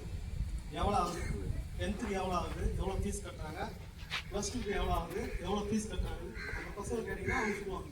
அந்த குவாலிட்டியை இந்த ஸ்கூலில் நாங்கள் கொடுக்குறோம். ஆனால் பேரண்ட்ஸ் தான் கேர் எடுக்கிறதே கிடையாது. எப்படின்னாக்கா உங்களுக்கு வேலை வேலை வேலை நீங்கள் ஓடுறீங்க. நீங்கள் வேலைக்கு போன டைமில் அவங்க ஸ்கூலில் இருக்காங்க. நீங்கள் வீட்டுக்கு இருக்கும்போது ஸ்கூலில் இருந்து வீட்டுக்கு வராங்க, வெளியே போயிட்டு நீங்கள் என்ன பண்ணுறீங்க, வீட்டு வேலையை பார்த்துக்கிறீங்க. பையன் எங்கே போனால், பொண்ணு எங்கே போச்சு, என்ன ஏதுன்னு ஒரு ஸ்ட்ரெயின் எடுக்கிறதே கிடையாது. இதை வரைக்கும் கண்ட்ரோல் பண்ணி சார் சொன்ன மாதிரி 6 to 8 மணி வரைக்கும் படிச்சாங்க. 10 மணி கூட தேவை, 2 மணி நேரம். சார் சொன்ன மாதிரி டிவியை கட் பண்ணுங்க, செல்போனை கட் பண்ணுங்க. இப்படி பண்ணீங்கன்னா நீங்கள் இப்போ சிப்காட்டில் ஒர்க்கராக தான் வேலை செய்யும். ஆனால் இவங்க படிச்சுட்டு மேலே போனாங்கன்னா அதாவது ஒரு சார் சொன்னாங்க மேனேஜரோ ஹெச்ஆரோ இல்லை அதை விட பெரிய போஸ்ட் என்ன இருக்கோ அந்த லெவலில் உங்கள் பசங்க பார்க்கணும். அதுதான் வந்து பெருமை, ஸ்கூலுக்கு பெருமை, உங்களுக்கு பெருமை. ஸோ அதனால் என்னன்னா சார் இப்போ என்ன சொன்னாங்கன்றத வாங்கி பசங்களுக்கு வருஷம் ஒரு 2 மணி நேரம் வீட்டில் உட்கார வச்சு இது வரைக்கும் பண்ணினா போதும். சார் சொன்ன மாதிரி வீட்டில் படிக்கிறதே கிடையாது, ஸ்கூலில் பண்ணுறதுக்கு மட்டும்தான் பரிசு எழுதும். அதுக்குண்டான மார்க் தான் வாங்கணும். இப்படி இருந்தால் நாங்கள் 100% கண்டிப்பாக கொடுக்குது. நான் சார் வந்து கேட்பேன், சார் நான் சார் இப்படி ஆகிடுச்சு, அவங்க மேலே குறை சொல்ல முடியாது. மொத்த குறையும் பேரண்ட்ஸ் மேலே தான் இருக்குது. இதுதான் நான் சொல்லுவேன். இது ஃபஸ்ட் டைம். இதுக்கப்புறம் வர ரிசல்ட்டு 100% இருக்கணும். தலைமை ஆசிரியர் விரும்பி கேட்டு நன்றி. அனைவருக்கும் காலை வணக்கத்தை உருவாக்கிறேன். இந்த பள்ளியில் வந்து கணித ஆசிரியராக நான் 6 to 10 வகுப்புகளுக்கு நடத்தி கொண்டு வருகிறேன். இந்த ஆசிரியர்கள் எல்லோரும் பேசுனதை கேட்டிருப்பீங்க. கடந்த 18 வருஷமாக ஆக்கூர் பள்ளியில் ஒர்க் பண்ணிவிட்டு அதுக்கப்புறம் பெருநகர் ஹையர் செகண்டரி ஸ்கூலில் 2 years ஒர்க் பண்ணிவிட்டு கடைசியில் வந்து இங்கே சாருங்க இல்லாத பற்றாக்குறையினால நண்பர் கேட்டுக்கொண்டதாலும் தலைமையர் கேட்டுக்கொண்டதாலும் இடமாறி லாஸ்ட் இயர் இங்கே வந்த உடனே குழந்தைகளை பார்க்கும்போது எனக்குள்ள ஒரு பயம் உருவாச்சு. லாஸ்ட் இயர் பசங்களை பார்க்கும்போது மரியாதை இருக்கிறது, மதிப்பு இருக்கிறது, ஆனால் ஆசிரியர் சொல்றது அனைத்தும் இங்கே செயல்பாட்டில் இருந்தது. எந்த பெற்றோரும் பிள்ளைகள் மேல ஒரு அக்கறை இல்லாமல் இருந்தது. அதுக்கு என்ன செய்வது என்பது நான் பல தடவை யோசனை பண்ணி என்னுடைய இம்ப்ரூவ்ஸை பயன்படுத்தி சப்ஜெக்ட்ல நான் வந்து மார்க் எடுத்ததை விட நான் வந்து ஒரு ஆவரேஜும் கொடுக்குறோம், எல்லா சப்ஜெக்ட்லையும் ஆவரேஜ் கொடுக்குறோம்னு சொன்னேன். அதே போல் நடந்தேறியது. கடந்த ஆண்டு நம் பள்ளியில் முதல் மதிப்பெண் வந்து 475 மார்க் எடுத்து ஃபர்ஸ்ட் மார்க் எடுத்தாங்க. செகண்ட் மார்க் 466, 3ஆம் மார்க் 450. இந்த 3 இடங்களை பிடித்த மாணவர்கள் வந்து 4 இடங்களை பிடித்த ஒரு மாணவர்கள் வந்து தலைமை ஆசிரியர் வந்து ஒரு சார் சொன்ன மாதிரி 450 மார்க் எடுத்தால் நான் ஏரோப்ளேன் எட்டுமாறுன்னு ஒரு இங்கே அதாவது ஆக்கூர்லேயும் சொல்லியிருந்தாரு, இங்கேயும் சொல்லும்போது நான் ஆக்கூரில் அவரோட ஒரு வருஷம் ஒர்க் பண்ணியிருந்தேன். அங்கேயும் அழைச்சிட்டு போனார். இங்கே வந்து லாஸ்ட் இயர் பார்க்கும்போது என்னடா 450 எடுப்பானுங்களா எடுக்க மாட்டாங்களான்னு கொஞ்சம் பல கோணங்களை யோசிச்சிருக்கும் போது ஒரு பிள்ளையாவது எடுத்து காமிங்க சார்னு சொன்னார். சார் நான் வந்து 4 பிள்ளைகளை உருவாக்கி கொடுத்துருக்கேன், 4 பிள்ளைகளை அழைச்சிட்டு போயிருந்தார். இந்த வருஷம் எனக்கு கொடுக்கப்பட்டுள்ள இந்த 10th ஸ்டாண்டர்ட் ஸ்டூடெண்ட்ஸ் பார்க்கும்போது அதை விடையும் ரொம்ப தூய்வாக இருக்கு. காரணம் என்னன்னு கேட்டீங்கன்னா இது வந்து கொரோனா பேட்ச். கொரோனாவில் வந்து அடிப்பட்டு ஆன்லைன் 2 years வந்து அவங்க எஜுகேஷன் இல்லாமல் இங்கே இப்போ வந்திருக்காங்க. கொரோனா 2 years வந்து கல்வின்னு தெரியாமல் 7th 6th 7th இருப்பான்னு நினைக்கிறேன், 7th 8th இருப்பாங்க. 2 வருஷம் அதுலேருந்து வந்து 14 பிள்ளைகள் வந்து நான் இப்போ வந்து அவங்களுக்கு என்னால் கொடுக்கப்பட்டுள்ளது. அதில் நான் என்னுடைய சப்ஜெக்ட் பார்க்கும்போது பார்த்தீங்கன்னா ஒரு 2 பிள்ளைகள் வந்து எம்ஆர் சில்ட்ரன்ல இருக்காங்க. இருந்தாலும் என் சப்ஜெக்ட்ல வந்து எனக்கு ஏதோ தனிப்பட்ட திறமை இல்லைனால நான் எப்படியாவது அவனை கொண்டு வந்து நான் ஒரு 35 மார்க் கொண்டு வந்துடுவேன். எனக்கு அது 35 மார்க் பெருசு இல்லை. நான் வந்து ஒரு என்னுடைய ஆவரேஜ்லாம் பார்த்தீங்கன்னா 60க்கு மேலே தான் இருக்கும். கடைசி ஆண்டோட 64 எனக்கு ஆவரேஜ். அது பார்த்தீங்கன்னா 60 சராசரி 60 எனக்கு பண்ணலாம். மற்ற மார்க்குடைய டோட்டல் பண்ணி பார்க்கும்போது 60 மார்க் தான் எடுத்து காமிப்பேன். அப்படி இருக்கும்போது இந்த வருஷம் பார்க்கும்போது பார்த்தீங்கன்னா பாதிக்கு பாதி ரொம்ப எம்ஆர் சில்ட்ரன் இருக்காங்க. எம்ஆர் சில்ட்ரன் மீன்ஸ் என்ன கேட்டீங்கன்னா அப்படியே 9th வரைக்கும் ஆல் பாஸ் வந்துட்டாங்க. லாஸ்ட் இயர் வைக்கும்போது நமக்கு என்னென்ன பாடுபடுறோமோ அதான் நாங்கள் இப்போ செய்ய போறோம். இந்த ஃபர்ஸ்ட் மிட் டேர்ம்ல நாங்கள் விதை வச்சிருக்கோம். இந்த விதையானது நன்க அது வந்து அறுவடை வர வரைக்கும் நாங்கள் இவனோட போராடி ஆகணும். அப்படி போராடி ஆகும்போது இதுக்கு நான் மட்டும் ஒத்துழைச்சா போதாது. அதுக்கு தான் இந்த மீட்டிங். இப்போ உங்களுக்கு கேட்டுக்கொள்வது என்னன்னு கேட்டீங்கன்னா, ஒரு ஆசிரியர் சொல்வதை விட நான் ஒரு கருத்து சொல்றேன் கேட்டா, நானும் என் குழந்தைகளை வளர்க்குறேன். என்னங்கன்னா, அந்த காய்களை தூக்கி எடை வச்சிருவாங்க. எவ்வளவு காய்கள் ஃபர்ஸ்ட் வந்து காய்கள் சாப்பிடணும் டாக்டர் சொல்றாங்க. என் குழந்தைகளை காயை ஃபர்ஸ்ட் எடுத்து வச்சிருவாங்க. முதல்ல சாப்பாட்டை கம்மி பண்ணி நிறுத்து வரான். சரி, அவன் என்ன உணவு எடுத்துருக்கான் மதியம் அது போய் நான் பார்ப்பேன், செக் பண்ணுவேன். செக் பண்ணா அங்க எங்க மெமேட்டில் வந்து சேரும். ஆகிய மாணவர்களை உருவாக்குவது எங்களாண்ட இருந்தாலும் நீங்கள் அதுக்கு மெருகூட்டுவது உங்கள் கடமை என. இந்த 6ஆம் வகுப்பு முதல் 10ஆம் வகுப்பு வரை தமிழ் ஆசிரியராக பணியாற்றி கொண்டிருக்கிறேன். இப்போ வந்து பார்த்திங்கன்னா தமிழில் சொல்லணும் அப்படின்னா 10th 10வது பொறுத்த வரைக்கும் கொஞ்சம் தொய்வு நிலையில் தான் இருக்குது. ஏன் அப்படின்னு பார்த்தீங்கன்னா, முதல்லேருந்தே வந்துட்டு ரொம்ப ஆழமாக படிக்காத காரணத்தினாலையும் அவங்களுக்கு சரியாக தமிழே வந்துட்டு சரியாகவே இன்னும் கூட புரிஞ்சிக்க முடியல. ஸோ அதனாலேயும் கூட அது அந்த மாதிரி இருக்குது. நீங்கள் வீட்டில் வந்துட்டு பேரண்ட்ஸ் வந்துட்டு அவங்கள கொஞ்சம் படிக்கிறத கவனிச்சாலே போதும். அவங்க என்ன படிக்கிறாங்க, அவங்க வந்துட்டு என்ன படிக்கிறாங்கன்றதை நீங்கள் புரிஞ்சுக்கலனாலும் அவங்க பக்கத்தில் உட்காந்து அவங்க படிக்கிறாங்களா இல்லையான்னு அப்பப்போ கொஞ்சம் போய் செக் பண்ணுங்க. ஏன்னா அவங்க வந்துட்டு படிக்கிற மாதிரி ஃபோனை வச்சுக்கிட்டு அவங்க கொஷின் பேப்பர் பார்க்குறேன், அதை பார்க்குறேன், இதை பார்க்குறேன்னு சொன்னாலுமே கூட அவங்க அதை தான் பார்க்குறாங்களா அப்படின்றத நீங்கள் ஒரு தடவை போய் செக் பண்ணிக்கோங்க. பசங்களுக்கு வந்துட்டு ஒரு மோட்டிவேஷனுக்காக நிறைய கதைகள்லாம் கூட நாங்கள் சொல்லியிருக்கோம். தினமும் ப்ரேயர்லலாம் சொல்லுவோம். அது முக்கியமாக எனக்கு தெரிஞ்சு பசங்களை விட பேரண்ட்ஸ் கிட்ட சொன்னால் இன்னும் நல்லா இருக்கும் அப்படின்னு எனக்கு தோணுது. ஒரு சின்ன விஷயம் தான், இது வந்துட்டு நிஜமாக நடந்த விஷயங்களை தான் நாங்கள் சொல்கிறோம். ஏன்னா நிறைய நாங்கள் கதைகளை சொல்லி அவங்களுக்கு வந்துட்டு ஒரு மோட்டிவேஷனல் ஸ்டோரி சொன்னாலுமே அவங்க கூட அவங்களுக்கு ஒரு உந்துதலை ஏற்படுத்துறதுக்காக நாங்கள் சொன்னாலுமே கூட பேரண்ட்ஸ்க்கும் அது தெரிஞ்சிருந்துதான் இன்னும் நிறைய நீங்கள் விஷயங்கள் அவங்கக்கிட்ட சொல்லி அவங்கள இன்னுமே நீங்கள் மெருகேற்ற முடியும். ஸோ வந்து பார்த்தீங்கன்னா ஒரு குழந்தை அவருக்கு வந்துட்டு பார்த்தீங்கன்னா ஒரு நோய் ஒன்று இருக்குது. என்ன நோய் அப்படின்னு பார்த்தீங்கன்னா, நோயின்னு அப்போ தெரியாது அந்த காலகட்டத்திலலாம். ஸோ அப்படி ஒரு நோய்னா டிஸ்லெக்ஸியா அப்படிங்கிறது. ஸோ எழுத்துக்களே வந்துட்டு அவருக்கு சரியாக புரியாது. பிஏடினோ ஸோ இந்த மாதிரி நிறைய வார்த்தைகள் வந்துட்டு குழப்பத்துலேயுமே இருந்தாங்க. சரிங்களா, அவங்க வந்துட்டு பார்த்தீங்க அப்படின்னா படிக்க தெரியாமல் ஒரு 5ஆம் வகுப்பிலேயே வந்துட்டு அவங்கள பள்ளியிலேருந்து நிறுத்திட்டாங்க. ஏன் அப்படின்னா சுத்தமாக படிப்பு வரல, படிப்பு ஏறலை. அந்த மாதிரி நிலைமையில ஸ்கூல்லேருந்தே நிறுத்திட்டாங்க, பள்ளியிலேருந்தே அவங்கள வந்து விளக்கிட்டாங்க. இதுக்கு மேலே ஒன்றும் பண்ண முடியாது அப்படின்ற மாதிரி.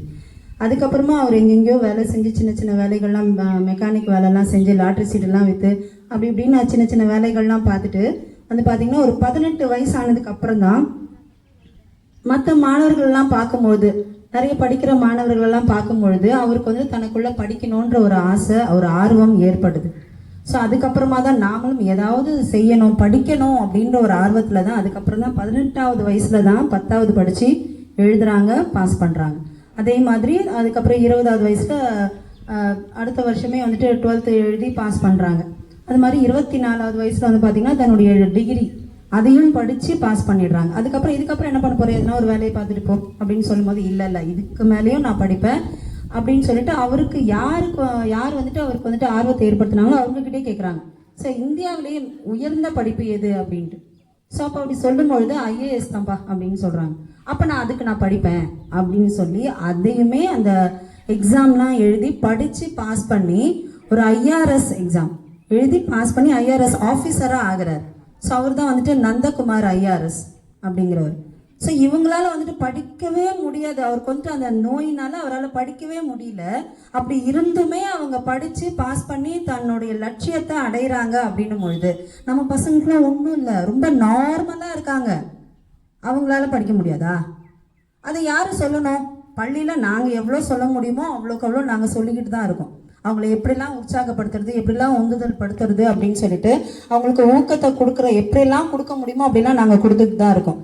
ஸோ வீட்டில் பேரண்ட்ஸ் நீங்களும் நீ அதான் படிக்க மாட்டேன் மக்கு அப்படின்னு நீங்களும் அந்த மாதிரி சொல்லாமல் அவங்களால முடியும், உங்களுக்கு எல்லாமே நல்லா இருக்குது, புரியுதுங்களா? பேரண்ட்ஸ் முக்கியமாக கவனிச்சுக்கோங்க. உங்களுக்கு எல்லாமே நல்லா இருக்குது, உன்னால் முடியும், உன்னால் சாதிக்க முடியும் அப்படின்னு சொல்லுங்கள். ஜஸ்ட் பாஸ் ஆனால் போதுன்னு சந்தோஷப்படாதீங்க. அப்பா பாஸ் ஆகிட்டியா சந்தோஷம் அப்படின்னு மட்டும் சொல்லாதீங்க, பசங்க கிட்ட சொல்லாதீங்க. அதுதான் அவங்கள என்ன சொல்றது, போதும், அப்போ அப்பா அம்மாவே சந்தோஷப்பட்டுட்டாங்க, அப்போ இவ்வளோ போதும் அப்படின்னு அவங்க நினச்சிக்குவாங்க. தயவு செஞ்சு பேரண்ட்ஸ் அப்படி சொல்லாதீங்க. ஏன்னா ஏற்கனவே இப்போ சார்லாம் நிறைய விஷயங்கள் சொன்னாங்க. ஏன்னா நம்ம எவ்வளோக்கு எவ்வளோ படித்து எவ்வளோக்கு எவ்வளோ மார்க் வாங்குறோமோ அதை பொறுத்து தான் உயர்கல்வியில் நம்மளால இன்னுமே எளிமையாக படித்து முன்னேற முடியும். அதாவது உங்களுக்கு செலவில்லாமல். ஏன்னா நிறைய பேரண்ட்ஸ் கிட்ட வந்துட்டு அந்த அளவுக்கு படிக்க லட்சமாக கொட்டி படிக்க வைக்கிற அளவுக்குலாம் யாரும் வசதியாலாம் இல்லை இங்கே. ஸோ அந்த பசங்க மார்க் எடுக்கும் பொழுது தன்னுடைய படிப்பில் கவனத்தை செலுத்தி அதிகமான மதிப்பெண்கள் அடையும் பொழுது அவங்களுக்கு ரொம்ப எளிமையான முறையிலேயே அந்த சீட்டை வாங்க முடியும், அவங்களால அதுலேயும் படித்து சாதிக்க முடியும். அந்த உந்துதலை மட்டும் நீங்கள் கொடுத்தீங்க அப்படின்னா இன்னுமே நல்லா இருக்கும். தயவு செஞ்சு பேரண்ட்ஸ் வந்துட்டு படித்து பாஸ் பண்ணிட்டா போதும், 35 மார்க் போதும் அப்படின்னு பசங்க முன்னாடி பேசாதீங்க. முக்கியமாக பசங்க முன்னாடி அப்பாவும் அம்மாவும் சண்டை போட்டுக்காதீங்க. பசங்களை வச்சு சண்டை போடுங்க. பசங்களை வச்சு நீங்கள் பேசுறதா இருந்தால் கூட பசங்க போனதுக்கப்புறம் பேசுங்க, புரியுதுங்களா? ஏன்னா நீங்கள் பசங்க முன்னாடி சில நல்ல விஷயங்களும் பேசுகிறீங்க, அதை விட அதிகமாக கெட்ட விஷயங்களையும் பேசுகிறீங்க. தயவு செஞ்சு பசங்க முன்னாடி சண்டை போடாதீங்க. நீங்கள் பேசுகிற விஷயங்கள் பசங்களோட மனசை பாதிக்குது. ஏன்னா அவங்க இங்கே வந்து கிளாஸில் வகுப்பறையில் அப்படி உட்காரும் போது அவங்கள பார்க்குறதுக்கு எங்களுக்கு கஷ்டமாக இருக்குது. ஏன்னா நல்லா படிக்கிற பசங்களும் இப்போ வந்துட்டு பார்த்தீங்கன்னா அதிகமாக நல்லா படிக்கிற பசங்க பேரண்ட்ஸ் மட்டும் தான் வந்திருக்கீங்க. நான் வந்துட்டு எதிர்பார்த்தது என்னென்னா படிக்காத பசங்களோட பேரண்ட்ஸ் வருவாங்க, அவங்கக்கிட்ட நிறைய விஷயம் சொல்லணும் அப்படின்னு பார்த்தேன். ஆனால் படிக்காத ரொம்ப லோவாக இருக்கிற பசங்களோட பேரண்ட் யாருமே வரல. நிஜமாக அதுதான் ரொம்ப வருத்தமாக இருக்குது. ஏன்னா அவங்க இதை புரிஞ்சுக்கிட்டாங்க அப்படின்னா இன்னுமே அந்த பசங்களுக்கு இன்னும் அதிகமாக உந்துதலை கொடுப்பாங்க அப்படின்னு நான் நினச்சேன். ஆனால் அவங்க யாருமே வரல. ஸோ இருந்தாலும் பரவாயில்ல. ஆனால் வந்தவங்க தயவு செஞ்சு பசங்களை இது வரைக்கும் பாஸ் பண்ணால் போதும்னு மட்டும் தயவு செஞ்சு சொல்லாதீங்க. அவங்களை இன்னும் அதிகமாக ஊக்கப்படுத்துங்க, அவங்களை இன்னும் நிறைய மோட்டிவேட் பண்ணுங்கள். நல்லா படிக்கணும், நிறைய மார்க் வாங்கணும், திரும்ப திரும்ப திரும்ப திரும்ப சொல்லுங்கள். பசங்க அவங்க வந்துட்டு அதாவது நந்தகுமார் ஐஏஎஸ்ன்னு சொன்னேன் இல்லைங்களா, அவர் வந்துட்டு அவரே வந்துட்டு ஒரு ஸ்பீச் கொடுத்துருக்காரு. நீங்களாம் ஒரு தடவை படித்தா புரியும், 2 தடவை படித்தா புரியும், சில பேர் 10 தடவை படித்தா புரியும், ஆனால் எனக்கெல்லாம் 300 தடவை ஒரு பக்கத்தை படித்தா மட்டும்தான் புரியும் அப்படின்னு சொல்லியிருக்காரு. அவரே சொல்லியிருக்காரு. ஸோ அப்படிப்பட்டவங்களாம் இருந்து படித்து அந்த அளவுக்கு பெரிய அளவுக்கு போகும்போது நம்மளால முடியாதா? இன்னும் எளிமையான முறையில் நம்மளால முடியும். ஆனால் நம்ம அதை செய்யறதுக்கு தயங்குறோம். அந்த தயக்கத்தை நீங்கள் தான் போக்கணும். பள்ளியில் நாங்கள் அதை பார்த்துக்குறோம், புரியுதுங்களா? பள்ளியில் நாங்கள் சொல்லி அதை தயக்கத்தை போக்கி நாங்கள் ஓரளவுக்கு படிக்க வச்சிரோம். நீங்கள் வீட்டிலையும் அதே மாதிரி பசங்க கிட்ட ஒரு பாசிட்டிவ் அப்ரோச்சோட சொன்னீங்கன்னா, நேர்மறையான கருத்துக்களை பேசும்போது பசங்களும் நேர்மறையாக தான் இருப்பாங்க, புரியுதுங்களா? நீங்கள் நெகட்டிவாக பேசும்போது அவங்களும் நெகட்டிவாக தான் யோசிப்பாங்க. நம்மளால அவ்வளோதான் முடியாது போல், இதுக்கு மேலே அப்பாவே சொல்லிட்டாங்க அம்மாவே சொல்லிட்டாங்க அப்படின்னு யோசிப்பாங்க. அந்த மாதிரி இல்லாமல் நீங்கள் பாசிட்டிவாக பேசுனீங்க அப்படின்னா அந்த பசங்களும் தன்னாலேயும் முடியும் அப்படின்ற ஒரு எண்ணத்தை வர வச்சுப்பாங்க. ஏன்னா பள்ளியிலையும் அதை தான் சொல்கிறாங்க, வீட்லேயும் அதான் சொல்கிறாங்க அப்படின்போது நம்மளால முடியும் அப்படின்ற ஒரு எண்ணத்தை அவங்களே வளர்த்துப்பாங்க. ஸோ அதன் மூலமாக அவங்களால எல்லாத்தையுமே நெகட்டிவாக இல்லாமல் பாசிட்டிவாக யோசித்து நிறைய மதிப்பெண்களை அடைஞ்சு பெரிய லெவலுக்கு போக முடியும், சரிங்களா? அதனால பேரண்ட்ஸ் கொஞ்சம் வீட்டில் கொஞ்சம் பார்த்துக்கோங்க. ஃபோனை தயவு செஞ்சு கொடுக்காதீங்க. அப்படியே ஃபோனை ஒருவேளை அவங்க பயன்படுத்தி தான் ஆகணும் அப்படின்னா கூட அவங்க என்ன பார்க்குறாங்கன்றத கொஞ்சம் அப்படியே எட்டி பார்த்துக்கோங்களேன். நீங்கள் முழுசாக வாங்கி கூட பக்கத்தில் உட்காந்து பார்க்கணும், என்ன அந்த அளவுக்கு யாருக்கும் டைம் இருக்காதுன்னு வச்சுக்கோங்க. பட் இருந்தாலும் அப்போ பார்க்கும்பொழுது என்ன பார்க்குறாங்க அப்படின்னு நடுவில் போய் கொஞ்சம் ஒரு தடவை பார்த்துக்குவாங்க. அவங்கள அப்பப்போ கண்காணிங்க, அவ்வளோதான், வேற ஒன்றும் இல்லை. அதே மாதிரி அவங்களுடைய ஹெல்த்லேயும் கொஞ்சம் அக்கறை எடுத்துக்கோங்க. அவங்க நான் எப்படி சாப்பிட்றாங்க, என்ன சாப்பிட்றாங்க, அது கொஞ்சம் நல்ல விதமாக எல்லாரும் நல்லா தான் சமைக்கிறீங்க. பட் இருந்தாலும் அவங்களுக்கு ஹெல்த்தியாக எது உடம்புல என்ன விட்டமின்ஸ் கம்மியாக இருக்கோ அதுக்கு ஏற்ற மாதிரி சமைச்சு கொடுங்க. தயவு செஞ்சு அதில் கொஞ்சம் அக்கறை எடுத்துக்கோங்க. ஏன்னா 10th 12th அப்படின்னும் பொழுது உடம்புல ரொம்ப முக்கியம். அதனால் அதையும் கொஞ்சம் பார்த்துக்கோங்க. நன்றி. அவங்க என்ன பண்ணுறாங்க, வீட்டில் காலையில் 8 o'clock வராங்க, ஈவினிங் 5:30 மணி வரைக்கும் எங்ககிட்ட தான் இருக்காங்க. ஸோ நாங்கள் சொல்கிற எல்லா விஷயத்தையுமே பண்ணுறவங்க வீட்டுக்கு போகும்போது ஒரு டெய்லி 5 சப்ஜெக்ட்டுமே எடுக்கிறோம். கிளாஸில் 5 சப்ஜெக்ட்டுமே நாங்கள் டெஸ்ட் கொடுக்குறோம். அதில் ஒவ்வொரு டீச்சரும் ஒவ்வொரு மார்க் படி கொடுப்பாங்க. நாங்கள் 10 மார்க்குக்கு ஒரு 5 2 மார்க் கொடுக்குறோம். அதை கூட படிக்க மாட்டுறாங்க. அப்போ யார் மேலே நாங்கள் குறை சொல்கிறதுன்னு தெரியல. நீங்கள் எங்கள் மேலே குறைந்தா கூட தாராளமாக வந்து சொல்லலாம், டீச்சர் நீங்கள் ஏன் இந்த கிளாஸை எடுக்கல, நீங்கள் ஏன் இதை சொல்லி கொடுக்கலன்ட்டு. ஆனால் எந்த ஒரு பேரண்ட்டுமே வர மாட்டீங்க. அப்போ என்ன ரீசன், யார் மேலே தப்பு நீங்களே சொல்லுங்க. பசங்க என்ன பண்றாங்க, இன்னைக்கு ஸ்கூல் போனீங்களா, இன்னைக்கு என்ன சப்ஜெக்ட் எடுத்தாங்க, என்ன சப்ஜெக்ட்ல உங்களுக்கு டெஸ்ட் கொடுத்துருக்காங்க அப்படின்றத ஒரு 1/2 மணி நேரமாச்சு, 1 மணி நேரம் கூட வேணாம். ஸோ 1/2 மணி நேரமாச்சு நீங்க கேட்டிருக்கலாம். கேட்டீங்க அப்படின்னா ஆட்டோமேட்டிக்கா உங்க பசங்க படிக்க ஆரம்பிச்சிடுவாங்க. ஸோ நம்ம அம்மா கேட்க மாட்டாங்களே, அப்போ எதுவும் கேட்க மாட்டாங்க. நம்ம படிக்கிறதுக்கே இருந்தாலும் நம்ம அப்பா அம்மா எதுவும் கேட்க மாட்டாங்க, அதனால நம்ம ஜாலியாக இருப்போம் அப்படின்னு தான் பசங்க இருக்காங்க. ஆனால் ஸ்கூலில் கிளாஸ்க்குள்ளே வரும்போது ஒவ்வொரு டீச்சர்ஸும் பார்த்து கொஞ்சம் பயப்படுறாங்க. ஒரு 5 சப்ஜெக்ட் டெஸ்ட் கொடுத்தா அதில் ஏதாச்சும் ஒரு 2 சப்ஜெக்ட் மட்டும்தான் படிச்சுட்டு வராங்க. மற்ற சப்ஜெக்ட் எல்லாமே எந்திரிச்சு நிற்கிறாங்க, படிக்கல. ரீசன் வந்து ஏதாச்சும் ஃபங்க்ஷன் போயிட்டேன், அப்புறம் என்ன ரீசன்னா அப்பா அம்மாவுக்கு உடம்பு சரியில்லை, இதனால நான் படிக்கல அப்படின்னு சொல்றாங்க. ஸோ என்னதான் கஷ்டம் இருந்தாலும் அதை பசங்க முன்னாடி காட்டாதீங்க. ஆனா அவங்களுக்கு மட்டும் கஷ்டத்தை சொல்லி வளங்க. ஸோ எந்த ஒரு பிள்ளையும் சரி, கண்டிப்பும் தண்டிப்பும் இருந்தா மட்டும்தான் கண்டிப்பா லைஃப்ல நல்லா வர முடியுமே கண்டி. பாசத்தை எந்த அளவுக்கு ஊட்டினாலும் ஆப்போசிட் உங்களுக்கு வந்து அவங்க மதிக்கவே மாட்டாங்க. இதுதான் உண்மை. இப்ப இருக்கிற சுச்சுவேஷனுக்கு எந்த பசங்களும் நம்மளை பார்த்துக்க மாட்டாங்க. அதான் உண்மையான ரீசன், எல்லாருக்குமே தெரியும். கண்டிப்பா அதான். ஏன்னா அவங்க ஃபியூச்சர்னு வந்துட்டா அவங்கள மட்டும்தான் பார்த்துப்பாங்க. ஸோ ஒரு 10 நிமிஷமாச்சு நீங்க அவங்க கிட்ட பேசுங்க. என்ன கிளாஸ்ல என்ன எடுத்தாங்க, என்ன டெஸ்ட் இருக்கு இன்னைக்கு. அவங்க டியூஷன் போறாங்க, ஒரு சில பசங்க டியூஷன் போறாங்க, ஓகே. ஒரு சிலர் வந்து படிக்கிற பசங்க போறாங்க, ஒரு சிலர் எல்லாருமே படிக்கிற பசங்க தான், நல்ல பசங்க தான். என்ன அவங்களுக்கு கொஞ்சம் கேர்லெஸ்ஸா இருக்காங்க. ஆமா நாளைக்கு படிச்சுக்கலாம் அப்படின்னு சொல்லி. ஆனா டெஸ்ட்ல எக்ஸாம்ல பேப்பரை வாங்கி பார்க்கும் போதே எங்களுக்கு ரொம்ப கஷ்டமா இருக்கு. ஒவ்வொரு வாட்டியும் நாங்கள் டெஸ்ட் வைக்கிறோம், 1 மார்க் கொடுக்குறோம். 10 1 மார்க் தான் இருக்கு ஒரு லெசன்ல. அதுக்கு கீழே சாய்ஸும் இருக்கு. அதையும் அவங்களால பார்த்து எழுத முடியல. அப்ப அவங்க வீட்டுல என்ன பண்றாங்க? எனக்கு இது பெரிய கொஸ்டின் மார்க்கா இருக்கு. பேரண்ட்ஸ் மேல தப்பு சொல்றதா இல்ல ஸ்டூடெண்ட் மேல தப்பு சொல்றதான்னு தெரியல. ஏன்னா போயிட்டு வீட்டுல படிக்கிறாங்களா இல்லையா அப்படின்றத நீங்க தான் கண்காணிக்கணும். இப்ப கூட பாருங்க, நாங்க ரொம்ப எதிர்பார்த்தோம் 10th எல்லாருமே ஃபுல் ப்ரெசன்ட் ஆயிருப்பாங்க பேரண்ட்ஸ் அப்படின்னு தான் நாங்க நினைச்சோம். ஆனா ரொம்ப வருத்தமா இருக்கு எங்களுக்கு. ஏன்னா கொஞ்சம் பேர் மட்டும்தான் வந்திருக்கீங்க. அப்போ உங்க பசங்க மேல உங்களுக்கு அக்கறை இல்லையா? இதான் அடுத்த கொஸ்டின் எங்களுக்கு. இப்போ உங்க பசங்க மேல அக்கறை இருந்துச்சுன்னா நீங்க என்ன பண்ணிருக்கலாம்? எல்லா பேரண்ட்ஸுமே வந்திருக்கலாம். ஸோ நம்ம பையனோடைய படிப்பு ஸ்பாயில் ஆகக்கூடாது, ஒரு பேரண்ட்ஸ் மீட்டிங் தானே அப்படி நீங்க வந்து அட்டன் பண்ணிட்டு இருக்கலாம்ல. ஏன் ஒரு சில பேரண்ட்ஸ்லாம் வரவே இல்லை? அது ரொம்ப வருத்தமா இருக்கு எங்களுக்கு எல்லாருக்குமே, டீச்சர்ஸ்களை. ஏன்னா எல்லாருக்குமே வேலை இருக்கும், யாருக்குமே இல்லைன்னா சொல்லவே முடியாது.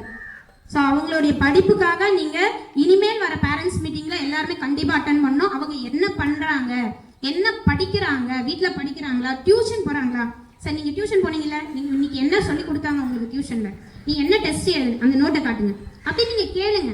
ஒரு கண்டினியூஸா ஒரு 2 வாரம் நீங்க கண்டினியூஸா கேளுங்களேன். ஆட்டோமேட்டிக்கா அவங்க என்ன பண்ணுவாங்க, டியூஷன் போறதுனால அம்மா அப்பா நம்மள கேட்கறாங்க கொஸ்டின். அப்ப இன்னைக்கு டியூஷன்ல ஒரு 10 மார்க்காச்சும் அவன் எழுதிருக்கலாம்ல. ஸோ அப்போ ஸ்கூல்ல வந்து அவன் படிக்கும் போது இன்னைக்கு மார்க் வாங்கியிருப்பான். 2 வாரமா மார்க் வாங்காத பையன் இன்னைக்கு படிச்சு மார்க் வாங்கும் போது அவனுக்கு ஒரு சந்தோஷமா இருக்கும். பரவாயில்ல, இன்னைக்கு நம்ம 10 மார்க் வாங்கிட்டோம், நாளைக்கு இதை விட கொஞ்சம் 20 மார்க்காச்சும் வாங்கியிருக்கலாம், அவனுக்குள்ள ஒரு நம்பிக்கை வந்திருக்கும். ஸோ அதை நீங்க ஃபர்ஸ்ட் கண்காணிங்க. மாணவர்கள் என்ன பண்றாங்க, அதே மாதிரி ஃபோன் நிறைய யூஸ் பண்றாங்க. அவங்க ஃபோன் யூஸ் பண்ணும்போது பக்கத்துல இருங்க. அவங்க என்ன ஃபோன் பாக்குறீங்க, டைம் கொடுங்க. 10 நிமிஷம் தான் உனக்கு டைம், அதுக்குள்ள நீ என்ன பண்ணணுமோ எழுதி என்கிட்ட கொடுத்து அப்படின்னா கரெக்டா அந்த டைம்ல கொடுத்து. ஆமா நீங்க 10 நிமிஷத்துக்கு அப்புறம் நீங்க 1/2 hour எக்ஸ்ட்ரா கொடுங்க, கண்டிப்பா அவன் தர மாட்டான். ஏதாச்சும் ஓபி அடிச்சுட்டே தான் இருப்பான். நீங்க எல்லாத்துக்குமே என்ன பண்ணணும் அப்படின்னா டைம் கொடுங்க. இந்த டைம்குள்ள நீங்க படிச்சு காட்டணும் என்கிட்ட. இல்ல வீட்லயே படிக்கிறானா நீங்க கேளுங்க, உங்களுக்கு தமிழ் படிக்க தெரியும் ஈஸியா. இல்லைன்னா உங்க பசங்க படிச்சிருப்பாங்க, அக்காவோ தம்பி, இவனுக்கு அக்காவோ தம்பி யாராச்சும் இருப்பாங்க இல்லையா, அவன் நல்லா படிப்பான் இல்லையா, அவனை பக்கத்துல உட்கார வச்சு ஒரு கொஸ்டின் படிச்சு காட்டுறான், எனக்கு அது போதும் அப்படின்னு நீங்க சொல்லுங்க. உங்ககிட்ட தான் எல்லாமே இருக்கு. ஏன்னா 47 பசங்களுமே எங்க பசங்க தான். ஏன்னா எங்க 47 பசங்களுமே நல்ல மார்க் எடுத்து நல்ல ஸ்கோர் பண்ணி நல்ல லைஃப்ல செட்டில் ஆகணும் தான் எங்களுடைய ஆசை. உங்களுக்கு இருக்கிறது ஒவ்வொரு பசங்களும் 2 பசங்களும். ஸோ அவங்களுக்காக ஒரு 1 hour ஸ்பெண்ட் பண்ணுங்களேன். உங்களை அதிகமா எதுவுமே நாங்க கேட்கல. ஒரு 1 மணி நேரம் என்ன பண்றாங்க, என்ன படிக்கிறாங்க அப்படின்றது. நீங்க எல்லாருமே இப்ப ஆன்சர் பேப்பரை பார்த்துருப்பீங்க. உங்களுக்கு எப்படி இருக்கு அந்த ஆன்சர் பேப்பரை பார்க்கும்போது? நீங்க என்ன நினைச்சு அனுப்புறீங்க? காலையில 8 மணிக்கு நான் லஞ்ச்னா டிஃபன்லாம் கொடுத்து அனுப்புறேன், ஆனா பாருங்க மார்க் எவ்வளவு லோவா இருக்கு. உங்களுக்கே அந்த வருத்தம் இருக்கு இல்லைங்களா? அப்போ டெய்லியும் நாங்க அவங்களுக்கு கிளாஸ் எடுத்துட்டே இருக்கோம், டெய்லியும் ஒவ்வொரு டெஸ்ட் கொடுக்குறோம். அப்ப டெஸ்ட்ல எழுதுற பையன் 1 hourல 45 minutesல எழுதுறான் கொஸ்டின். ஒரு கொஸ்டின் 2 கொஸ்டின் 3 கொஸ்டின் கொடுக்கும்போது எழுதுறான். ஆனா மொத்தமா கொடுக்கும்போது அவன் எழுத மாட்டான். இப்ப என்ன ரீசன் என்னன்றத நீங்க தான் கொஞ்சம் நாங்க இங்க எங்க பசங்க மேல முழு கண்காணிப்போட இருக்கணும். ஏன்னா 10th அப்படின்ற போது நாங்க ஃபுல் எஃபெக்ட் போட்டு அவங்களுக்கு பிரேக் அவரா 10 நிமிஷம் தான், உடனே நாங்க கிளாஸ்க்குள்ள போயிடுறோம். அதே மாதிரி ஈவினிங் கிளாஸா ஒவ்வொரு டீச்சர்ஸை பொறுத்து 6 o'clock வரைக்கும், இல்லை 5:30 வரைக்கும். ஸோ ஏன்னா எங்களுடைய சப்ஜெக்ட்ல அவங்க எல்லாருமே நல்ல மார்க் ஸ்கோர் பண்ணணுன்றதா எங்களுடைய லட்சியமே. நீங்களும் அதே மாதிரி உங்களுடைய பசங்க நல்லா படிக்கணும், நல்ல மார்க் எடுக்கணும் அப்படின்னு நினைச்சு நீங்க எல்லா பேரண்ட்ஸ் மீட்டிங்கும் அட்டென்ட் பண்ணணும்னு நான் ரொம்ப கேட்டுக்கிறேன். உங்க பசங்க என்ன பண்றாங்கன்றது தயவு செஞ்சு கண்காணிங்க. அவன் படிக்கிறானா இல்லையா அதுதான் முக்கியம். கம்ப்ளைண்ட் பண்ணுங்க, என்கிட்ட வந்து பேசுங்க. மாசத்துல ஒரு நாளாச்சும் ஒரு பேரண்டாச்சும் வந்து பேசுங்க, எங்களுக்கு கொஞ்சம் ஆறுதலா இருக்கும். பரவாயில்ல, பையன் படிக்கிறான் இல்லைன்றது ஒரு பேரண்ட்ஸாச்சும் வந்து எங்ககிட்ட கம்ப்ளைண்ட் பண்றாங்களே, ஸோ நம்மள அவனை இன்னும் நல்லா படிக்க வைக்கணும் அப்படின்ற அந்த ஆர்வம். ஆனா இது வரைக்கும் எந்த ஒரு பேரண்ட்ஸுமே வந்து சொல்ல மாட்டீங்க. ஏன்னா நீங்களே செல்லம் கொடுத்தா பசங்களை கெடுத்து வச்சிடுறீங்க. பையன் படிப்பானா எப்படி படிப்பான்? நீங்க எதுவுமே அவன் படிக்கிறான்ட்டு லேசியா விட்டுறீங்க, அவன் படிக்கவே மாட்டான், நல்லா ஏமாத்துறான். கிளாஸ்ல 47 பசங்க இருக்கிறாங்க, ஒருத்தவன் இப்படி திரும்பினாலே அவன் சேட்டை பண்ண ஆரம்பிச்சிடறான். ஸோ வீட்டில் கொஞ்சம் கண்காணிங்க, அவன் என்ன பண்றான், படிக்கலையா இமிடியேட்டா டீச்சர்ஸ் கிட்ட வந்து சொல்லுங்க. நாங்க கவனிக்கிறோம், அவனை நாங்களை கவனிச்சு நாங்கள் படிக்க வைக்கிறோம். ஸோ எங்களுடைய லட்சியம் என்ன அப்படின்னா, இந்த 10th 47 பசங்களே நல்ல மார்க் ஸ்கோர் பண்ணி 100% ரிசல்ட் கொடுக்கணும் அப்படின்றது தான் எங்களுடைய லட்சியமே. கண்டிப்பாக அதை நாங்கள் வந்து நிறைவேற்றுவோம், இந்த பள்ளிக்காகவும் தலைமை ஆசிரியருக்காகவும். ஆனால் பேரண்ட்ஸும் கொஞ்சம் ஒத்துழைச்சுன்னா இன்னும் நல்லா இருக்கும். இன்னும் நிறைய மார்க் ஸ்கோர் பண்ணி, போன டைம் 4 பசங்களை சார் கூப்பிட்டு போனாங்க, இந்த வாட்டி டபுள் மடங்கா நாங்கள் ஒரு 12 பசங்களாச்சும் கூப்பிட்டு போனோம் அப்படின்றது தான் என்னுடைய லட்சியம். சரிங்களா? அதுக்காக எஃபெக்டை போடுங்க. நாங்கள் அப்படியே போட்டி நாங்கள் நடத்துகிறோம். போன வாட்டி 4 பசங்க தான் நாங்கள் ரொம்ப எதிர்பார்த்தோம், 10 பேராச்சும் போனோம். கூடவே டீச்சர்ஸும் போனோம் தான் நாங்கள் ஆசைப்பட்டோம். ஆனால் அது இந்த வாட்டி முடியல. அதனால இந்த வாட்டி ஸ்டூடெண்டோட சேர்ந்து டீச்சர்ஸும் போடணும் தான் நாங்கள் ஆசைப்படுறோம். எப்படி அப்படின்னா சென்டம் கொடுக்கணும் நாங்கள் நினைக்கிறோம் அந்தந்த சப்ஜெக்ட்ல. ஸோ அதனால பசங்க எல்லாரும் இதுக்கு ஒத்துழைச்சிங்க, அதே மாதிரி பேரண்ட்ஸ் ஒத்துழைச்சிங்கன்னா ரொம்ப நல்லா இருக்கும். நன்றி. ஆசிரியர் பெருமக்களுக்கும் இங்கு வந்து பெற்றோர்களுக்கும் என் காலை வணக்கம்.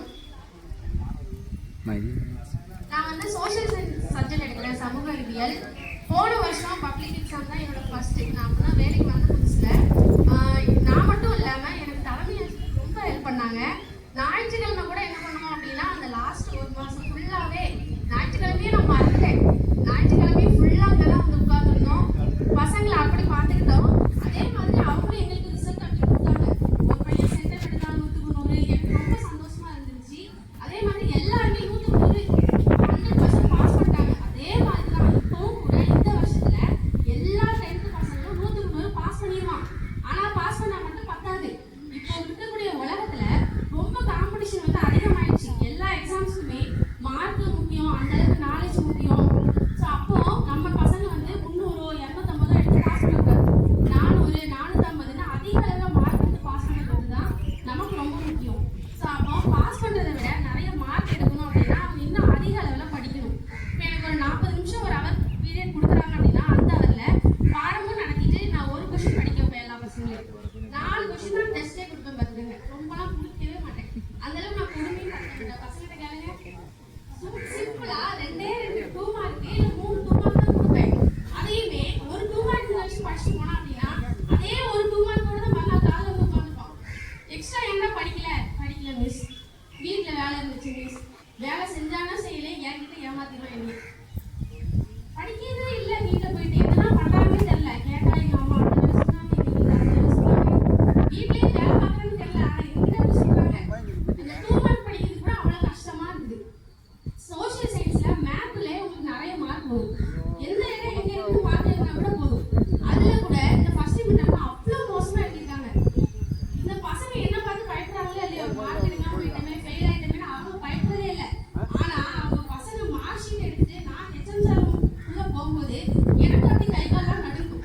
ஐயோ நம்ம பசங்க மார்க் எடுக்கலையே, என்ன கேட்பாங்களோ அப்படின்னு. இதெல்லாம் கவலைப்படுறது கூட பசங்களுக்கு அந்த அக்கறை இல்லை. அதான் மெயின் விஷயமே. அவன் வந்து அக்கறைப்படணும், அவன் வந்து மார்க் எடுக்கணும்னு நினைக்கணும். அவனோட எண்ணம் தான் அவனை வந்து மேற்படுத்தும். நான் இப்போ எவ்வளோ சொல்றேன், நீங்களும் எவ்வளோ வீட்டில் அட்வைஸ் பண்ணியிருப்பீங்க, கண்டிப்பா பண்ணாம இருக்க மாட்டீங்க. உங்களை விட உங்க பசங்க நல்லா நீங்க நினைச்சிருப்பீங்க. ஆனா அவன் என்ன பண்ண மாட்டேங்கிறான், அதை கேர் பண்ண மாட்டேங்கிறான். ஸோ அவன் இன்னும் கேர் பண்ணணும் அப்படின்னா வீட்டில் உட்காந்து டெய்லி படிக்கலாம். சில பேர் படிக்க மாட்டேங்கிறான். என்ன கேட்டா பம்பரம் விளையாட போயிடுறான், கிரிக்கெட் விளையாட போயிடுறான், பந்து ஏதாவது விளையாட போயிடுறான்னு சொல்றாங்க, பசங்களே சொல்றாங்க.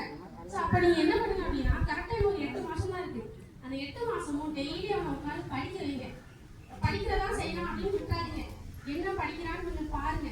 ஸோ படிச்சுதானே இருக்கும் அப்படின்னு நிறைய பேர் ஏமாற்றுவோம். புத்தகம் சந்தோஷப்பான், உள்ள ஒன்றும் படிக்க மாட்டான், டீல உட்காந்துப்பான்.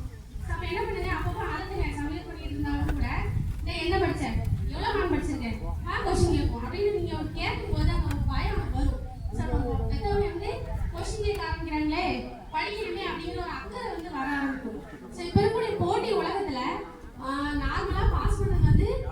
யாருனாலும் பாஸ் பண்ணிடலாம். அதிக அளவில் மார்க் எடுத்தால் மட்டும்தான் நம்ம வந்து இன்னும் கூட மேற்படித்து நல்லா படிக்க முடியும். ஸோ இந்த 10th மார்க் தான் நமக்கு ரொம்ப முக்கியம். ஒரு வீட்டுக்கு எப்படி அஸ்திவாரம் முக்கியமோ அதே மாதிரி ஒருத்தரோட வாழ்க்கையில 10th மார்க் தான் அவன் என்ன படிக்க போறான் அப்படிங்கிறத தீர்மானிக்கக்கூடிய ஒரு பேஸ்மெண்ட்டே. அந்த 10th மார்க்கை வந்து நம்ம பசங்க இதை 300, 350, 250 அப்படிலாம் எடுக்காம 400, 450 அதிக அளவில் மார்க் எடுத்து நல்ல முறையில் பாஸ் பண்ணணும்னு நாங்கள் நினைக்கிறோம். ஸோ அதுக்கு கண்டிப்பாக நீங்கள் எல்லாரும் என்ன பண்ணுங்க, உங்களால் டெய்லி பார்க்க முடியாத கூட லீவில் சாட்டர்டே சண்டே லீவில் வந்து அவனை வந்து கொஞ்சம் பாருங்க, என்ன பண்ணுறான் படிக்கிறானா இல்லையான்னு கொஞ்சம் செக் பண்ணுங்க. என்ன ஹோம்ஒர்க் கொடுத்தாலும் அந்த உங்களை வச்சு படிச்சுட்டு போகிறதோட சரி, வீட்டில் போயிட்டு படிக்கிறதே கிடையாது. புக்கே தொட மாட்டான்னு நினைக்கிறேன். பாதி புக்கு இங்கே தான் கேட்டால் தூக்கிட்டு போக முடியல, வேஸ்ட் வெயிட்டாக இருக்குது வேஸ்ட். நாங்களாம் 2-3 பஸ் ஏறி ஸ்கூலுக்கு போனோம். பக்கத்து ஊர்லாம் ஸ்கூல் கிடையாது, இங்கே தான் ஸ்கூல் இருக்கு. சைக்கிளில் தான் போகிறேன், சைக்கிள் தான் அந்த பேக்கை சமைச்சிட்டு போகுது. அதில் வச்சு தூக்கிட்டு எடுத்து போகிறதுக்கு அவனுக்கு அவ்வளோ கஷ்டமாக இருக்குது. ஸோ புக் எடுத்து போகிறதுக்கே நீ இவ்வளோ கஷ்டப்பட்டா அப்படின்னா அந்த புக்கை வந்து படிக்கிறதுக்கு எவ்வளோ கஷ்டமாக இருக்கும். இப்போ நல்லா படிக்கணும்னு நினைங்க. நீங்கள் தான் உங்கள் மேலே அக்கறை வைக்கணும். நல்லா படிங்க, வாழ்த்துது. நமது ஆசிரியர் பெருமக்களுக்கும் பெற்றோர்களுக்கும் மாணவ செல்வங்களுக்கும் என் முதற்கண் வணக்கத்தை தெரிவித்துக். இப்போ எதுக்காக இந்த மீட்டிங் போட்டுக்கிறாங்க? எல்லாருமே நல்லா படிக்கணும், 10th நல்லா மார்க் எடுக்கணும். எதுக்காக? உங்களுக்காக சொல்றாங்கம்மா. அவங்க இந்த அளவுக்கு எஃபெக்ட் எடுத்து உங்களுக்காக சொல்றாங்க. இப்போ நீங்க படிக்கணுமா இல்லையா? வீட்டில் நீங்க எல்லாருமே கண்காணிங்க, கன்ஃபார்மா பாருங்க. இப்போ என் பொண்ணு கூட எடுத்துக்கங்களேன், ஒரு வாரம் 4 மணிக்கு எழுந்தா, ஒரே ஒரு வாரம் தான் எழுந்தா, அதோட அவ்வளோதான் 7 மணிக்கு தான் எழுந்துப்பா. இல்ல நான் தண்ணி எடுத்து போய் ஊத்துவேன் அவன் மூஞ்சில, அப்ப கூட எழுந்துக்க மாட்டா. எதுக்காக சொல்றாங்க? அதிகமா படிச்சுட்டாங்கன்னு நினைப்பாங்க பாங்க. ஒரு வாரம் தான் 4 மணிக்கு எழுந்தாங்க சார், அதுக்கப்புறம் எழுந்துக்கவே இல்லை சார். அது கூட நான் என்ன பண்ணேன், பெட் கட்டினேன். நீ 4 மணிக்கு எழுந்துக்கவே மாட்டேன், நீ முடியாத ஒண்ணு இல்லை அப்படின்னு சொல்லிட்டு நான் சேலஞ்ச் பண்ண மாட்டேன். நான் எழுந்துப்பேம்மா, கண்டிப்பா நான் எழுந்துப்பேன் பாருங்க அப்படின்னு சொல்லிட்டு 4 மணிக்கு எழுந்தா. ஒரே ஒரு வாரம் தான் சார் எழுந்தா, அதுக்கப்புறம் எழுந்துக்கவே இல்லை. பெட்டு கட்டுறதுன்னு இல்லைங்க சார், இல்ல ஒரு முயற்சி தான். இப்போ நம்ம பொண்ணு நல்லா படிச்சா ஃபியூச்சர்ல அவ நல்லா இருப்பா. இப்போ நான் படித்தேன், நான் கவர்மெண்ட் ஸ்கூல் தான் படித்தேன். நான் இன்னும் பிரைவேட் ஸ்கூல்லாம் படிக்கல, கவர்மெண்ட் ஸ்கூலில் தமிழ் மீடியம் தான் படித்தேன். 12வது வரையும் படித்தேன். அதுக்கப்புறம் டைப்ரைட்டிங் நானே முயற்சி எடுத்து போனேன். ஸ்கூலில் 11th படிக்க சொல்ல நானே டைப்ரைட்டிங் கிளாஸில் பசங்க கூட ஜாலியாக போனது தான். அந்த டைப்ரைட்டிங் தான் இன்ன வரையும் எனக்கு கை கொடுக்குது. இப்போ அசிஸ்டன்ட் லெவலில் இருக்கேன் நான். இப்போ ஒரு இடத்துல நான் பதவியில் இருக்கேன், காரணம் நான் தான். தமிழ் டைப்ரைட்டிங் இப்போ தான் சார் 2 வருஷத்துக்கு முன்னாடி முடித்தேன். பசங்க வந்து வீட்டில் வந்து வேலையை முடிச்சுட்டு நான் போய் டைப்ரைட்டிங்கும் போத் ஹையர் முடித்தேன். கம்ப்யூட்டர் கிளாஸும் போய் முடித்தேன். முயற்சி தான், எல்லாத்துக்கும் முயற்சி தான் முக்கியம். நம்ம முதல்ல முயற்சி எடுக்கணும். நம்ம முயற்சி எடுத்தால் மட்டும்தான் படிக்க முடியும். எதுக்காக படிக்க சொல்கிறாங்க? இப்போ உங்களுக்கு காலேஜ் போகிறீங்களா, இப்போ +2 முடிச்சிட்டீங்க, அப்போல்லாம் பார்த்தீங்கன்னா 12வது முடிச்சோடனே கல்யாணம் பண்ணி வச்சுருவாங்க. இப்போ அப்படி கிடையாது. இப்போலாம் எப்படி தெரியுமா, பசங்க 2 டிகிரி முடிக்கணும். பிள்ளைங்கள்லாம் இப்போ அவங்க படிச்சு டிகிரி முடிச்சுட்டு அவங்களே வேலைக்கு போய் அவங்களே நகை போட்டு கல்யாணம் பண்றாங்க. முதல்ல அப்படியா? 17 வயசு ஆனவனே கல்யாணம் பண்ணி கொடுத்துட்றாங்க. எவ்வளோ பேர் ஃபீல் பண்றாங்க, ஐயோ நல்லா படிக்கலையே. இப்போ நிறைய பேர் ஃபீல் பண்றோம் கண்டிப்பா. இப்போ இந்த கம்பெனிலே எடுத்துக்கோங்க, ஒர்க்கர் லெவலில் எந்த அளவுக்கு டார்ச்சர் பண்றாங்க எல்லாருக்குமே தெரியும். போயிட்டு ஒரு ரெஸ்ட் ரூம் போறதுக்கு கூட டைம் இருக்காது நம்மளுக்கு. ரெஸ்ட் ரூம் போய் வந்தா கூட ஏமா இவ்வளவு நேரம் பொறுத்து வரேன்னு கேட்கற அளவு கூட இருக்கு. ஆனா அதை வெளியே சொல்ல முடியாது நம்மளால. இருக்கா இல்லைங்களா? எதனால? நம்ம படிக்கல.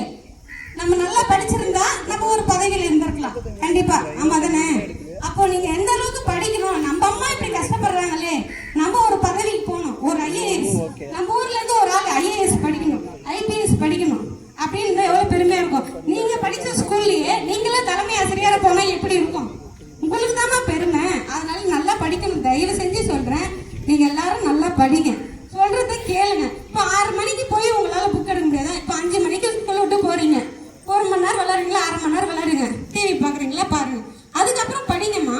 6 மணிக்கு உட்காந்து படிச்சுட்டு ஒரு 8 மணி வரையும் படிச்சா கூட போதும்னு சொல்றாங்க.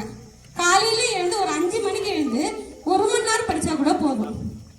நீங்க எந்த அளவுக்கு படிக்கிறீங்களோ அப்பதான். இப்போ காலையில படிக்கிறது மட்டும்தான் மனப்பாடமா நிற்கும், சரிங்களா? இப்போ யாருமே வாய் திறக்க மாட்டீங்களா, அமைதியா இருக்கீங்களே. எழுந்துக்கிறேன்னு ஒருத்தராச்சும் சொல்றீங்களா? இல்ல மேடம், இல்ல மேடம், நான் 5 மணிக்கு எழுந்து படிக்கிறேன், இதுக்கப்புறம் படிச்சு நான் நல்லா மார்க் எடுப்பேன் அப்படின்னு யாருன்னா ஒருத்தராச்சும் சொல்றீங்களா?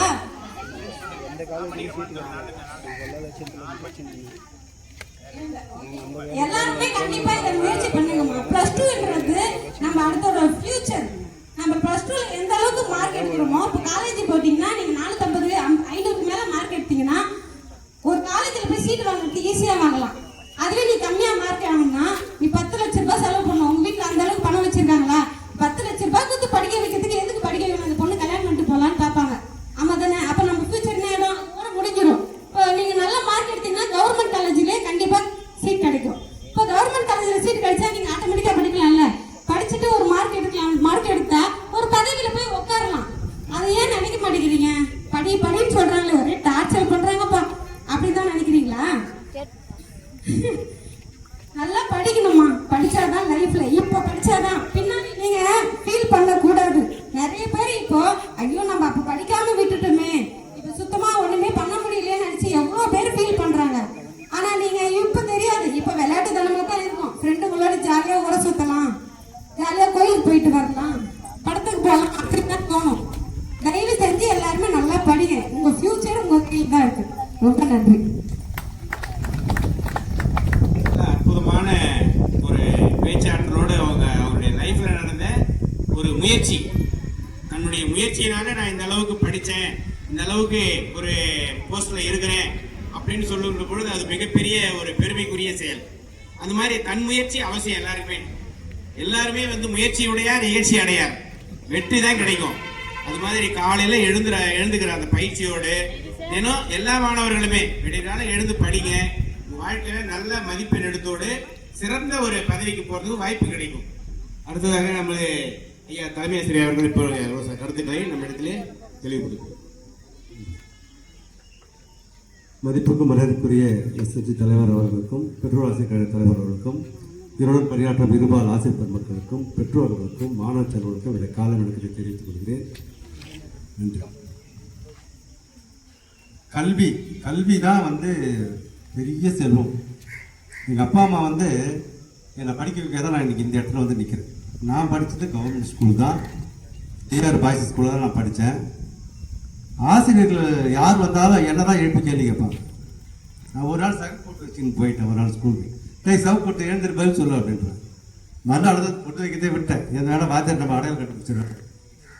ஆனால் 5 ஆசிரியரும் என்னை பிடிச்சி டார்ச்சர் பண்ணுவாங்க. எதுக்கு தான் கேள்வி கேட்பாங்க, பதில் சொல்ல அடி கொடுப்பாங்க. ஏன் நம்மளை மட்டும் ஏன் இந்த ஆசிரியர்கள் தமிழை கொடுமை பண்ணுறாங்கன்னு யோசிச்சப்போ தான் தெரிஞ்சுது. எங்கள் அப்பா ஸ்டாஃப் ரூமுக்கு போயிட்டு, என் பையன் இந்த கிளாஸில் படிக்கிறான், அவனை கொஞ்சம் பார்த்துங்க, 2 கண்ணை மட்டும் விட்டுடுங்க, அவனை என்ன வேணாலும் பண்ணுங்க. எங்கள் அப்பா ஸ்டாஃப் ரூமில் ஆசிரியர்கிட்ட அந்த சொன்ன ஒரு வார்த்தை இன்னைக்கு நான் உங்களுக்கு முன்னாடி தலைமை ஆசிரியர். நானும் எம்எஸ்சி, எம்எட், எம்ஃபில், டைப்பிங் போத்தாய நான் பாஸ் பண்ணியிருக்கேன். நான் தமிழ் பாஸ் பண்ணியிருக்கேன், இங்கிலீஷ் பாஸ் பண்ணியிருக்கேன், PGDCA post graduate diploma in computer application. இன்னைக்கு என்னால் யாரும் இல்லைன்னா என்னால் ஒரு லெட்டரை தமிழில் டைப் பண்ணி என்னால் பிரிண்ட் எடுக்க முடியும். ஸோ இந்த அளவு நான் வரேன்னா அது காரணம் கல்வி தான். ஸோ நான் பெற்ற அந்த கல்வி என்னுடைய மாணவர்கள் நல்ல மதிப்பெண் பெறணும் அப்படின்ட்டு தான் இந்த பள்ளியை ஒரு மெட்ரிக் லெவலில் நம்ம கொண்டு போகணும். அந்த முயற்சி தான் இப்போ இன்றைய தினம் முதல் தேர்வு முடிஞ்ச உடனே இந்த மீட்டிங்கான காரணம் அதுதான். இப்போ அதே மாதிரி பேப்பரை நம்ம மாணவர்கிட்ட காட்டணும், அவங்களுக்கு நம்ம ஸ்நாக்ஸ் டீலாம் கொடுக்கணும், அவங்க கருத்தையும் கேட்கணும். அந்த போகும்போது அனைவரையும் நான் எதிர்பார்க்குறேன். அதற்கான முயற்சி நான் செய்வேன். 2 நாட்களுக்கு முன்னாடி நம்ம டிஓ பள்ளிக்கூடத்துக்கு வந்திருந்தாரு. வந்தவுடனே அந்த ரிசல்ட்டுக்கான அவரே பிரிண்ட் எடுத்து இது பாருங்க ஸ்கூல் ரிசல்ட் பாருங்க அப்படின்னு காமிச்சாரு. 10ஆம் வகுப்பு தேர்வு 100% அப்படின்னும் போது அவர் ரொம்ப நல்லா இருக்கு, நான் அந்த பசங்களை பார்க்க விரும்பலை அப்படின்னு சொல்லிட்டாரு. 12ஆம் வகுப்பு ரிசல்ட் கொஞ்சம் குறைஞ்சிருக்குது, நான் அந்த மாணவர்கிட்ட பேச போகிறேன், அந்த ஆசிரியர்கிட்ட பேச போகிறேன் அப்படின்னு சொன்னார். அதே மாதிரி +2 மாணவர்கிட்ட, அதே மாணவர்கிட்ட அப்புறம் அவர் அறிவுரை சொல்லிட்டு அவர் போனார். அதே மாதிரி ஆசிரியர்களையும் கூப்பிட்டு அவர் அறிவுரை சொன்னார். ஸோ இந்த வரப்போகிற கல்வியாண்டில் நம்ம இந்த 100% நம்ம பெறணும். அது கண்டிப்பாக எங்களால் முடியும். ஆனால் அந்த மார்க் பாஸ் மார்க்காக இல்லாமல் ஒரு ஹை ஸ்கோராக இருக்கணும். ஒரு நல்ல கல்லூரிக்கு அவன் போகணும். இப்போ 7.5ல் நம்ம பையன் ஒரு 5 பையன் இன்ஜினியரிங் போயிருக்கான். நம்ம கேடி சாருக்கு தெரியும். அவர் தான் கேரியர் கைடன்ஸ் இன்சார்ஜ். இந்த பள்ளிக்கூடத்தை பொறுத்த வரைக்கும் அவன் எந்த கல்லூரிக்கு விண்ணப்பிக்கிறான், ஸோ அந்த அளவு பையன் வெளியே போயிட்டா கூட அந்த மாணவர்களை நாங்கள் தொடர்ந்து ஃபாலோ பண்ணி அவங்க நல்லா வரணும் அப்படின்றதுல நாங்கள் பாடுபட்டு இருக்கிறோம். அதே மாதிரி வருகை பதிவேடு, மாணவர்கள் வந்து அட்டண்டன்ஸ் வந்து ரொம்ப ரொம்ப முக்கியம். இந்த பள்ளிக்கூடத்தை பொறுத்த வரைக்கும் கடந்த ஆண்டு சரண் ஒரு பையன் படித்தான். 10th 46 பசங்க, அதில் சரண்ற ஒரு மாணவன் ஒரு 2-3 மாதம், ஒரு நாள் 2 நாள் வந்தான். அதுக்கப்புறம் அந்த பையன் ஒரு நாள் கூட வரல. அந்த பையனோட அம்மா என்ன நினைச்சுட்டாங்க அப்படின்னு கேட்டீங்கன்னா, 8வது சரியா வரல, 8வது பாஸ்போர்ட் 9வது போட்டோம், 9வது அந்த பையன் சரியா வரல, 9வது பாஸ் போட்டோம், 10வது சரியா வரலன்னா அந்த பையனை பாஸ் போட்டு 11ல உட்கார வச்சுக்குவாங்கன்னு அந்த பையனோட அம்மா நினைச்சிட்டாங்க. அந்த பொது தேர்வு வந்தது, அந்த பையன் சரண்ட ஒரு மாணவன் 46 பேர், ஒரு பையன் மட்டும் பிராக்டிகல் பரீட்சைக்கும் வரல, பரீட்சைக்கும் அவங்க போல. சரி 45 பேர் எழுதினாங்க, 45 பேர் பாஸ் பண்ணிட்டாங்க. எனக்கு சென்டர் ரிசல்ட் வந்துடுச்சு. ரிசல்ட் வந்ததுக்கு அப்புறம் எல்லாருக்கும் டிசி கொடுக்குற மாதிரி அந்த பையனுக்கும் நாங்கள் டிசி ஜென்ரேட் பண்ணுறோம். அந்த அம்மாவை கூப்பிடுறோம், கொடுக்குறோம். சார் போன வருஷம் மாதிரி இந்த வருஷம் பையனை 11th சேர்த்துங்க சார் அப்படின்னு. அந்த மாதிரிலாம் வாய்ப்பு இல்லைம்மா, இது பொது தேர்வு அப்படின்னு சொல்லிட்டு அந்த பையனுக்கு பொது தேர்வுக்கு விண்ணப்பத்தை ஏற்கனவே நான் என்னுடைய பணத்தை கட்டி நான் அப்ளிகேஷன் ஏற்கனவே போட்டுட்டேன். அப்புறம் இந்த பாருமா உனக்கு அப்ளிகேஷன் போட்டுட்டோம் அப்படின்னு சொல்லிட்டு அந்த காசு 190 ரூபா அதை வாங்கிட்டு அந்த பையனுக்கு டிசி கொடுத்து அனுப்பிச்சிட்டோம். அதுக்கப்புறம் தேர்வு நெருங்கும் போது அந்த பையனுக்கு ஹால் டிக்கெட்டு நாங்களே பிரிண்ட் எடுத்து கொடுத்தோம். நாங்களே அந்த பையனுக்கு போய் பரீட்சை எழுதுறான்னு சொல்லி செய்யார் கேர்ள்ஸ் கூட சென்று அந்த பையன் 5 சப்ஜெக்ட்லையுமே ஃபெயில். எதுக்கு சொல்ல வரேன்னு கேட்டீங்கன்னா, அட்டெண்டன்ஸ் மட்டும் கரெக்டாக பள்ளிக்கூடத்துக்கு அமைச்சிட்டிங்கன்னா அவனை நாங்கள் பாஸ் பண்ண வச்சு கூட்டம் படித்தோம். அவன் பள்ளிக்கூடம் வரலை, இர்ரெகுலராக வந்தான்னா அவனால் ஃபாலோ பண்ண முடியாது. இப்போ கணக்கு வாத்தியார் இன்னைக்கு நடத்துகிற கணக்கு வச்சு தான் மறுநாள் அடுத்த கணக்கு போடுவார். இங்கே வந்து நீ ஃபாலோ பண்ணலன்னா அந்த 2வது கணக்கு உனக்கு புரியாது. அதனால் நீங்கள் முதற்கண் பார்த்துங்க. பெற்றோர்கள்லாம் சிப்காட்டில் வேலை செய்கிறதுனால தான் இந்த ஞாயிற்றுக்கிழமையாக பார்த்து கூட்டம் போட்டிருக்கோம். அவன் பள்ளிக்கூடம் வரதுக்கு முன்னாடி நீங்கள் வேலைக்கு போயிருந்தீங்க, அவன் சாயந்தரம் வீட்டுக்கு வந்ததுக்கு அப்புறம் தான் நீங்களே வேலையை விட்டு வரீங்க. ஸோ இந்த மாதிரி சுச்சுவேஷனில் அவன் பள்ளிக்கூடம் வரானா இல்லையான்னு கூட உங்களால் சிலரால் தெரிஞ்சிக்க முடியல. ஸோ இதை பார்த்துங்க. வந்த உடனே இன்னைக்கு 5 சப்ஜெக்ட் வாத்தியார் வந்தாங்களா, +2 6 சப்ஜெக்ட் வாத்தியார் வந்தாங்க, என்ன நடத்துனாங்க, நீ என்ன படிச்சிருக்கிற என்ன, அதை நீங்கள் கேளுங்க. உங்களுக்கு புரியலனா கூட பரவாயில்ல, இந்த புக்கை வாங்கி வச்சுக்கிட்டு அந்த ஆன்சர் சொல்லலான்னு கேளுங்க. நாங்கள் வந்து மெட்ரிகுலேஷன் மாதிரி எந்த ஸ்கூலுமே கிடையாது. நீங்கள் வேணால் கேட்டு பாருங்க. தினந்தோறும் 25 மார்க்கு ஒரு டெஸ்ட் வைக்கிறோம். அந்த மார்க் என்ட்ரி போட்டிருக்கோம். அந்த பேப்பர் எக்ஸாம் ரூம்ல இருக்குது. நீங்கள் எப்போ வேணாலும் பெற்றோர் வரலாம், அந்த பேப்பர் நீங்கள் வாங்கி பார்க்கலாம். எந்த ஸ்கூலுமே மாதிரி கிடையாது. இந்த ஸ்கூலில் இருக்கிற ஆசிரியர்கள் வாரம் 25 மார்க் பேப்பர் தச்சு கொடுக்குறாங்க. இன்னைக்கு கூட பாருங்க, ஞாயிற்றுக்கிழமையும் அனைத்து ஆசிரியர்களும் வந்துருக்கு. ஸோ இந்த அளவு ஒரு அக்கறை உள்ள ஆசிரியர் பள்ளி பெற்றிருக்குது. அதை பயன்படுத்திக்கணும். பெற்றோர்கள் கிட்ட தான் இருக்குது. என்ன இருக்குது, எங்களுக்கு ஒரு வாத்தியாருக்கு 3/4 மணி நேரம், அவ்வளோதான். அதை முடிச்சு போச்சுன்னா அவன் வீட்டுக்கு கிளம்பி வந்துடும். அவன் வந்து வீட்டில் படிக்கல. பெற்றோர் ஆசிரியர்கள் வந்து அடிக்கடி சொல்கிற குற்றம் என்னன்னு கேட்டீங்கன்னா, சார் அவன் வீட்டில் படிக்கவே கிடையாது, இங்கே வந்து தான் அவன் படிக்கிறான், வீட்டில் ஒன்றும் படிக்கல. மொத்த புக்கையும் இங்கேயே போட்டுட்டு போயிடும். அந்த புத்தகத்தின் மேலே அவனுக்கு மரியாதையே இல்லை. இப்போ கூட நீங்கள் அந்த ரூம் போய் பாருங்க, அவ்வளோ புக்ஸ் இருக்குது. அப்போ எப்படி அப்போ அவன் வீட்டில் போய் அவன் படிப்பான்? ஸோ இதெல்லாம் நீங்கள் பார்த்துங்க. எனக்கு 95 பையன், ஆனால் உங்களுக்கு ஒரு பையன் தான். என்ன, அவன் எனக்கு எதுவும் செய்ய போகிறது கிடையாது, அவன் உங்களை தான் அவன் பார்த்துக்க போகிறான். அப்படின்னும் போது என்னை விட அதிகமான அக்கறை உங்ககிட்ட தான் இருக்கணும். நீங்கள் அதை பார்த்துக்கணும். என்னுடைய பையனை நான் பாஸ் பண்ண வச்சுடுவேன், அதில் எனக்கு சந்தேகமே கிடையாது. கடந்த 11 ஆண்டுகளாக 10ஆம் வகுப்புல 100%, நடுவில் ஒரு வருஷம் தான் மிஸ் ஆயிடுச்சு. இந்த ஆண்டும் 100% வாங்காமல் நாங்கள் விடவே மாட்டோம். நான் முடிவு பண்ணிட்டேன், இந்த ஆண்டு பையன் இதே மாதிரி காலாண்டு அரையாண்டு வந்தா ஜனவரி மாதம் ஒழுங்காக கழிச்சு நானே தங்கி போகிறேன். நான் முடிவு பண்ணேன். நைட்டில் பையனை கூட்டி பாய்ஸ் மட்டும் கூட்டி இங்கேயே உட்கார வச்சு படிக்க வைக்க போகிறேன். இந்த நிலை தொடர்ந்தால் நீங்கள் படிக்க வச்சீங்கன்னா தேவைப்பட விட்டுடுவேன். மெயினாக 10th ஆகட்டும் +2 ஆகட்டும், பாய்ஸை நான் வந்து இங்கேயே தங்கிடுவேன். அபார்ட் பில்டிங் அருமையாக இருக்குது, பாத்ரூம்லாம் பக்கவாக இருக்குது, அதனால் எந்த பிரச்சனையும் கிடையாது. நான் வந்து இங்கேயே தங்கிடுவேன், எனக்கு ஒன்றும் பிரச்சனை இல்லை. வந்து தங்கி அவனை படிக்க வைப்பேன் நான். ஸோ அந்த அளவுலாம் எனக்கு வேலை வைக்காம நீங்கள் அன்னன்னைக்கு நட்டத்தா அன்னன்னைக்கு அவன் படிச்சுட்டான்னா ஒரு நல்ல ஒரு எதிர்காலம் அவனுக்கு கண்டிப்பாக இருக்குது. அதை நீங்கள் பார்த்துங்க. அதுக்கடுத்து செல்ஃபோன் முக்கியமாக எந்த அதிகாரி எந்த மீட்டிங் போனாலும் சொல்கிறது 2 விஷயம்தான். அவனை செல்ஃபோன் பயன்படுத்த விடாமல் பார்த்துங்க. ஒன்று. ரெண்டாவது, அவன் தூங்குறான். என்ன, அவனுக்கு அக்கறை இல்லை படிப்பு மேலே. எப்போ பார் தூங்குறான். என்ன, தூக்கத்தை கண்ட்ரோல் பண்ணணும், செல்ஃபோனை பயன்படுத்தணும். சொல்லுங்க.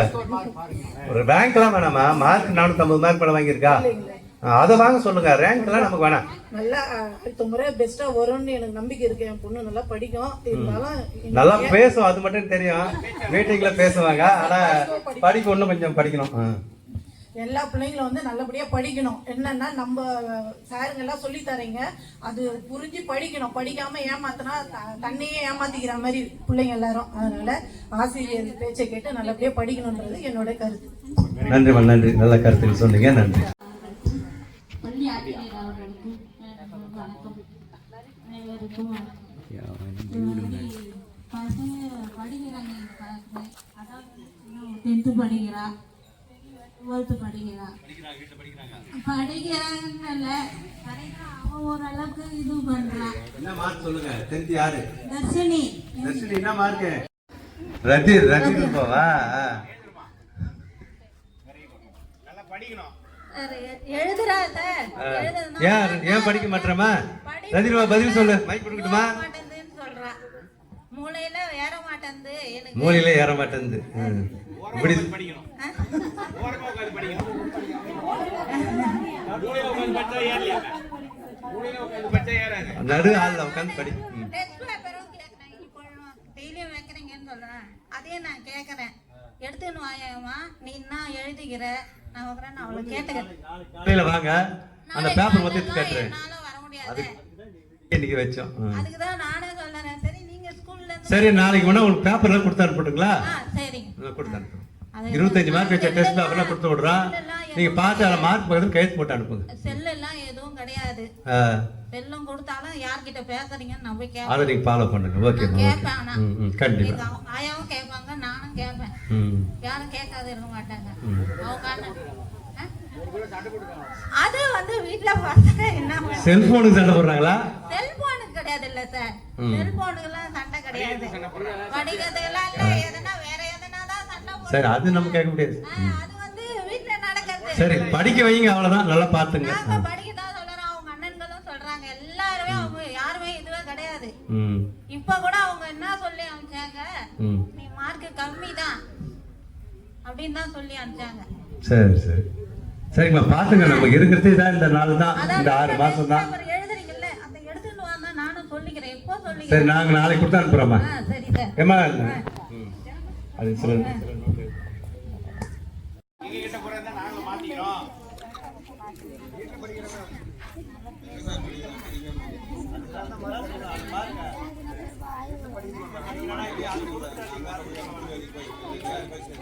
எவ்வளவு கஷ்டப்பட்டாரு பாரு. பத்தி ஃபீல் பண்ணவே இல்லை.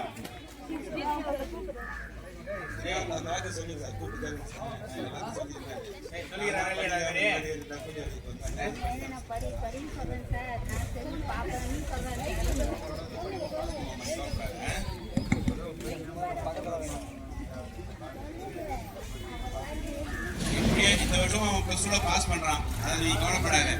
நல்ல மார்க்கோட பாஸ் பண்ணுவான். எல்லாமே வந்து நாம வந்து அதிகப்படியா திங்க் பண்ணுவோம். இப்ப இவ்வளவு நேரம் அந்த மாணவ செல்வங்களை கொஞ்சம் கவனிப்பா. இப்போ பேரண்ட்ஸுக்கு வந்து தூரம் இருக்கிற வேலையெல்லாம் விட்டுட்டு உங்க மேல இருக்கிற அக்கறையில தான், இங்க இருக்கக்கூடிய பேரண்ட்ஸுக்கு குறிப்பா உங்க பேர்ல இருக்கிற அக்கறையில தான் இன்னைக்கு ஒரு நாள் வேலை இல்லைனாலும் பரவாயில்ல, உங்களை பத்தி தெரிஞ்சுக்கணும், உங்களுடைய படிப்பினுடைய தரத்தை உயர்த்திக்கணும்ன்ற ஒரே நோக்கத்தோட இங்க வந்திருக்கிறாங்க. காலையில எத்தனையோ வேலை இருக்கலாம், எல்லா வேலையும் ஒதுக்கிட்டு இங்க வந்திருக்கிறாங்கன்னா பிள்ளைகள் மேல இருக்கக்கூடிய ஒரு அக்கறை தான் இது. உண்மையிலேயே உங்கள் அனைவருக்குமே எங்க ஆசிரியர்கள், தலைமை ஆசிரியர் சார்பாக உண்மையிலேயே நாங்க ரொம்ப மகிழ்ச்சியா நன்றி தெரிவிச்சுக்கிறோம். ஒவ்வொரு மீட்டிங்க்கும் நாங்க அழைப்பு கொடுத்தா வந்து போங்க. உங்களுக்கு அதிகமா நாங்க கஷ்டப்படுத்த மாட்டோம். காலாண்டு பரீட்சை, அரையாண்டு பரீட்சை, இது ரெண்டுக்கு மட்டும் தான் அதிகமா வர வைப்போம். அதிகமா உங்களை கஷ்டப்படுத்த மாட்டோம். ஏன்னா இது இப்ப ஐயா வந்து வர வச்சிருக்கிறாருன்னா முதல் தேர்வு இதுதான். அந்த காலாண்டுக்கு முன்னாடி எழுதக்கூடிய தேர்வு இதுதான். இந்த தேர்வுல அவங்களுடைய நிலை என்ன அளவு இருக்குது அப்படின்னு பேரண்ட்ஸ் தெரிஞ்சுக்கணும். தெரிஞ்சுக்கிட்டா அடுத்த ஸ்டெப் நீங்களே என்ன பண்ணுவீங்க, வீட்டுல அவங்களை கொஞ்சம் கண்காணிப்பீங்க. ஆரம்பத்தில இருந்தே சரி பார்க்கின்ற பொழுது அவங்களுக்கு பிளஸ் 2ல சரி 10th சரி அதிக மதிப்பெண் எடுப்பாங்க. இப்போ நம்ம தலைமை ஆசிரியர்லாம் கூப்பிட்டு நம்ம அப்பா அம்மா கிட்ட சொல்லியிருக்கிறாங்க, படிக்க சொல்லியிருக்கிறாங்க, நம்மளை கண்காணிக்க சொல்லிக்கிறாங்க. நீங்க 2 கேள்வி கேளுங்க. அவனை விஷயமே இல்லை, புக்கேடு படி. ஒரு மிரட்டல் இருந்துகிட்டே இருக்கணும். குழந்தைங்க கிட்ட வந்து அன்புன்றது எங்க இருக்கணும்? உள்ளத்துல இருக்கணும். மிரட்டல்ன்றது வெளியில இருந்துகிட்டே இருக்கணும். நம்ம மேல ஒரு பயம் இருக்கணும். அவனுக்கு அந்த பயம் வந்து அன்பு கலந்ததா இருக்கணும். அது மாதிரி சொல்லும் பொழுது அவனுக்கு ஆட்டோமேட்டிக்கா அவன் படிக்கணுன்ற எண்ணம் தன்னால வந்துடும். மற்றும் உள்ள இருபால் ஆசிரியர் பெருமக்களுக்கும், பள்ளிக்கு வருகை தந்துள்ள பெற்றோர்களுக்கும், இருபால் மாணவ செல்வங்களுக்கும் என் முத்தான மதிப்பு வணக்கங்கள். இப்போ வந்து பேரண்ட்ஸ் எல்லாரும் சொல்றது கம்ப்ளைண்ட் என்னன்னா, வீட்டுல படிக்க மாட்டோம், வீட்டுல படிக்க மாட்டோம்னு சொல்லிட்டா. நானும் ஸ்டார்டிங்ல அப்படித்தான் இருந்தேன், வீட்டுல படிக்கிறது இல்ல, ஜாலியா ஃப்ரீயா தான் இருந்தேன். இப்போ 10th வந்ததும் எனக்குள்ள ஒரு பயம் வந்துச்சு, நம்ம படிக்கணும். எச்எம் சார் சொன்னாரு, யார் 450க்கு மேல எடுக்கிறீங்களோ உங்களை ஃப்ளைட்ல கூட்டு போறேன் அப்படின்னு சொல்லிட்டு. எனக்கு அது ரொம்ப ஆசை, போகணும். இது வரைக்கும் எனக்கு அதெல்லாம் தோணுது இல்ல. சார் சொன்னதான் அது எனக்குள்ள ஒரு கோலாவே இருந்துச்சு. சார் கூட்டு போகணும் அப்படின்னு சொல்லிட்டு கண்டிப்பா போறோம் சார். என்னோட எய்ம் வந்து 480க்கு மேல எடுக்கணும் அப்படின்றது என்னோட ரொம்ப குறிக்கோள், ரொம்ப ஆசை. கண்டிப்பா எடுத்தா அதுக்கான முயற்சி நான் ரொம்ப பண்ணுவேன். டீச்சர்ஸும் அதுக்கேற்ற மாதிரி ரொம்ப எஃபெக்ட் போடுறாங்க, பேரண்ட்ஸும் எஃபெக்ட் போடுறாங்க. கண்டிப்பா எடுக்கிறோம். எல்லாரும் நல்ல மார்க் எடுத்து நம்ம ஸ்கூலுக்கு பெருமை செய்கிறோம். ரொம்ப நன்றி. லாஸ்ட் இயர் எடுத்தது 475, 10 ஆண்டுகளுக்கு முன்னாடி 476 வாங்கியிருக்காங்க. 476 ஒரு தாண்டி அதிகமாக மார்க் எடுத்தால் ஒரு நாள் இந்த பள்ளியினுடைய தலைமை ஆசிரியராக பணி செய்யறதுக்கு அனுமதி கொடுக்குறேன். என்னோட சீட்டில் உட்கார வைக்கிறேன், அன்னைக்கு கொடி ஏற்ற வைக்கிறேன். அன்னைக்கு ஃபுல்லாக அவங்க எச்சமாக செயல்படுவாங்க, அவங்களுக்கு நான் ஓயாவாக செயல்படுவேன். யாராவது முடிஞ்சா 476 மார்க் மேலே வாங்கி காட்டு. எச்எம் சீட்டில் நீ உட்கார்ற ஒரு நாள் பள்ளி தலைமை ஆசிரியர் பார்க்கலாம் என்ன நடக்குதுன்னு பார்த்துக்கலாம். கடந்த ஆண்டு இது நான் சொன்னது தான். 475 வாங்கினாங்க, 1 மார்க்ல விட்டாங்க கடந்த ஆண்டு. இந்த ஆண்டு அதையே தாண்டணும், அதுக்கான முயற்சி இந்த மாதிரி செய்யணும். நன்றி. நான் கண்டிப்பா 10th 480க்கு மேல கண்டிப்பா எடுப்பேன் அப்படின்ற ஒரு கான்ஃபிடன்ஸ் இருக்கு. கண்டிப்பா சார், கண்டிப்பா ஃப்ளைட்ல எல்லாருமே போவோம், நானும் போவேன். கண்டிப்பா சார், எல்லாருமே போவோம் சார். அனைவருக்கும் இதுல வந்து 450க்கு மேல எடுத்தா ஃப்ளைட்ல ஏற்றுமோன்னு சொன்னாங்க. ஆனா 442 தான் எடுத்தேன். ஆனா 12th கண்டிப்பா 550க்கு மேல எடுத்து ஃப்ளைட்ல போவேன். தேங்க்யூ. இப்போ ஸ்கூல்ல மட்டும் ஏன் அடிச்சா ஒரு கம்ப்ளைண்டா வருது? நிறைய கம்ப்ளைண்ட் வந்துச்சு. ஏன் பசங்களை அடிக்க கூடாதுங்களா? பசங்க அடிச்சாதானே ஓரளவுக்காச்சு கேட்பாங்க, அவங்க மேல பயம் இருக்கும். இப்போ நம்ம ஒரு விஷயத்த ஒரு தடவை சொல்றோம், 2 தடவை சொல்லுவோம், அதுக்கப்புறம் கோவம் வந்து அடிப்போமா அடிக்க மாட்டோமா? நம்ம அடிப்போம்ல. அப்ப ஏன் ஆசிரியர்கள் மட்டும் அடிக்க கூடாதுன்னு கம்ப்ளைண்ட் சொல்றீங்க? இப்போ பிரைவேட் ஸ்கூல்ல படிக்க வைக்கிறீங்க, நீங்க பணம் கட்டி படிக்க வைக்கிறீங்க, அங்க அடிச்சா கேட்பீங்களா? என் புள்ள படிச்சா போதும், நீங்க என்ன ஒன்னாலும் பண்ணுங்க அப்படின்னு சொல்றோம்ல. அதே கவர்மெண்ட் ஸ்கூல்ல மட்டும் எல்லாம் வந்து கேள்வி கேட்குறீங்க. இது நம்ம ஊர்லயும் நடந்துச்சு, நான் கூட கேள்விப்பட்டேன். தயவு செஞ்சு அவங்க படிக்கிறதுக்காக தான் இந்த முயற்சியை பண்றாங்க. ஒரு அடி அடிச்சா ஒன்றும் தப்பு இல்லையே, அடிக்கலாம் தானே. அம்மா அடிக்கிற மாதிரி அம்மா அப்பா அடிக்கிறாங்க, எதுக்காக அடிக்கிறாங்க? அவன் படிக்கல தப்பு பண்றான்னு அடிக்கிறாங்க. அதே மாதிரி தான் டீச்சருக்கும், படிக்கலன்னா ஒரு அடி அடிச்சா ஒன்றும் தப்பு கிடையாது. அதை வந்து நீங்க கம்ப்ளைண்டா வந்து கேட்காதீங்க தயவு செஞ்சு. உங்க பசங்க நல்லா படிக்கணும்னா உங்க கையில தான் இருக்குது. அம்மா என்ன இப்படி அடிச்சுக்கணுமா அப்படின்னு வந்து கம்ப்ளைண்ட் பண்ணாங்க. அப்ப என்ன பண்ணுவோம்? ஏன் சார் என் பசங்களை கை வைக்கிறீங்க, நீங்க யாருக்கிட்ட கை வைக்கிறீங்க அப்படின்னு கம்ப்ளைண்ட் பண்ணிருக்கீங்க. இது யாருக்காக? சரி, அவங்க நீங்களும் படிச்சா, உங்க பிள்ளைங்க படிச்சா அவங்களுக்கு என்ன வந்துட போகுது சொல்லுங்க? அவங்க லைஃப்ல நல்லா இருக்கணும்னு தானே படிக்க சொல்றாங்க, அடிக்கிறாங்க. அது ஒன்றும் தப்பு கிடையாது. ஆனா நிறைய பேர் கம்ப்ளைண்ட், உட்கல்ல நிறைய கம்ப்ளைண்ட் வந்திருக்கு, நானே கேள்விப்பட்டேன். தயவு செஞ்சு அவங்க படிக்கணும்னா நீங்க எதுவுமே கேட்காதீங்க. நீங்க சார் என் பொண்ணு படிக்கணும், என் பையன் படிக்கணும், நீங்க என்ன வேணாலும் பண்ணுங்க சார், நான் பாத்துக்கிறேன் சார். அப்ப நீங்க மார்க் எடுத்தோடனே பெருமையா யார் வந்து நிக்க போறது? என் பொண்ணு இந்த மார்க் எடுத்தா அப்படின்னு சொல்லிட்டு நம்ம பெருமையா நிக்கிறோம்ல, நம்மளுக்கு தான் பெருமை. ஓகேவா?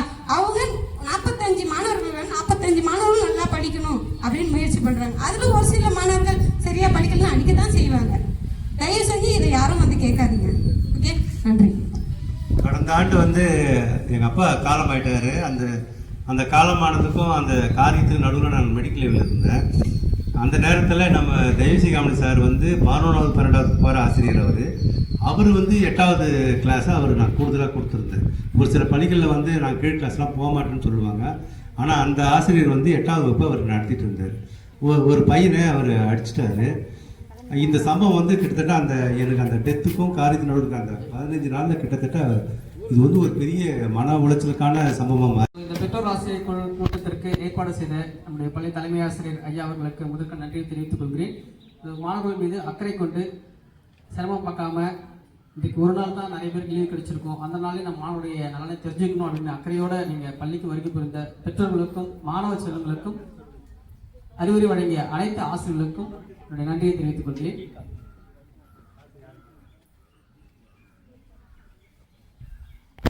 பெற்றோர் ஆசிரியர் கூட்டத்திற்கு டீ காபி ஸ்பான்சர் செய்த தீபிகா பெற்றோர்களுக்கும் சந்தியா அவருடைய பெற்றோர் நடராஜன் அவர்களுக்கும் நன்றியை தெரிவித்துக் கொள்கிறோம். நன்றி.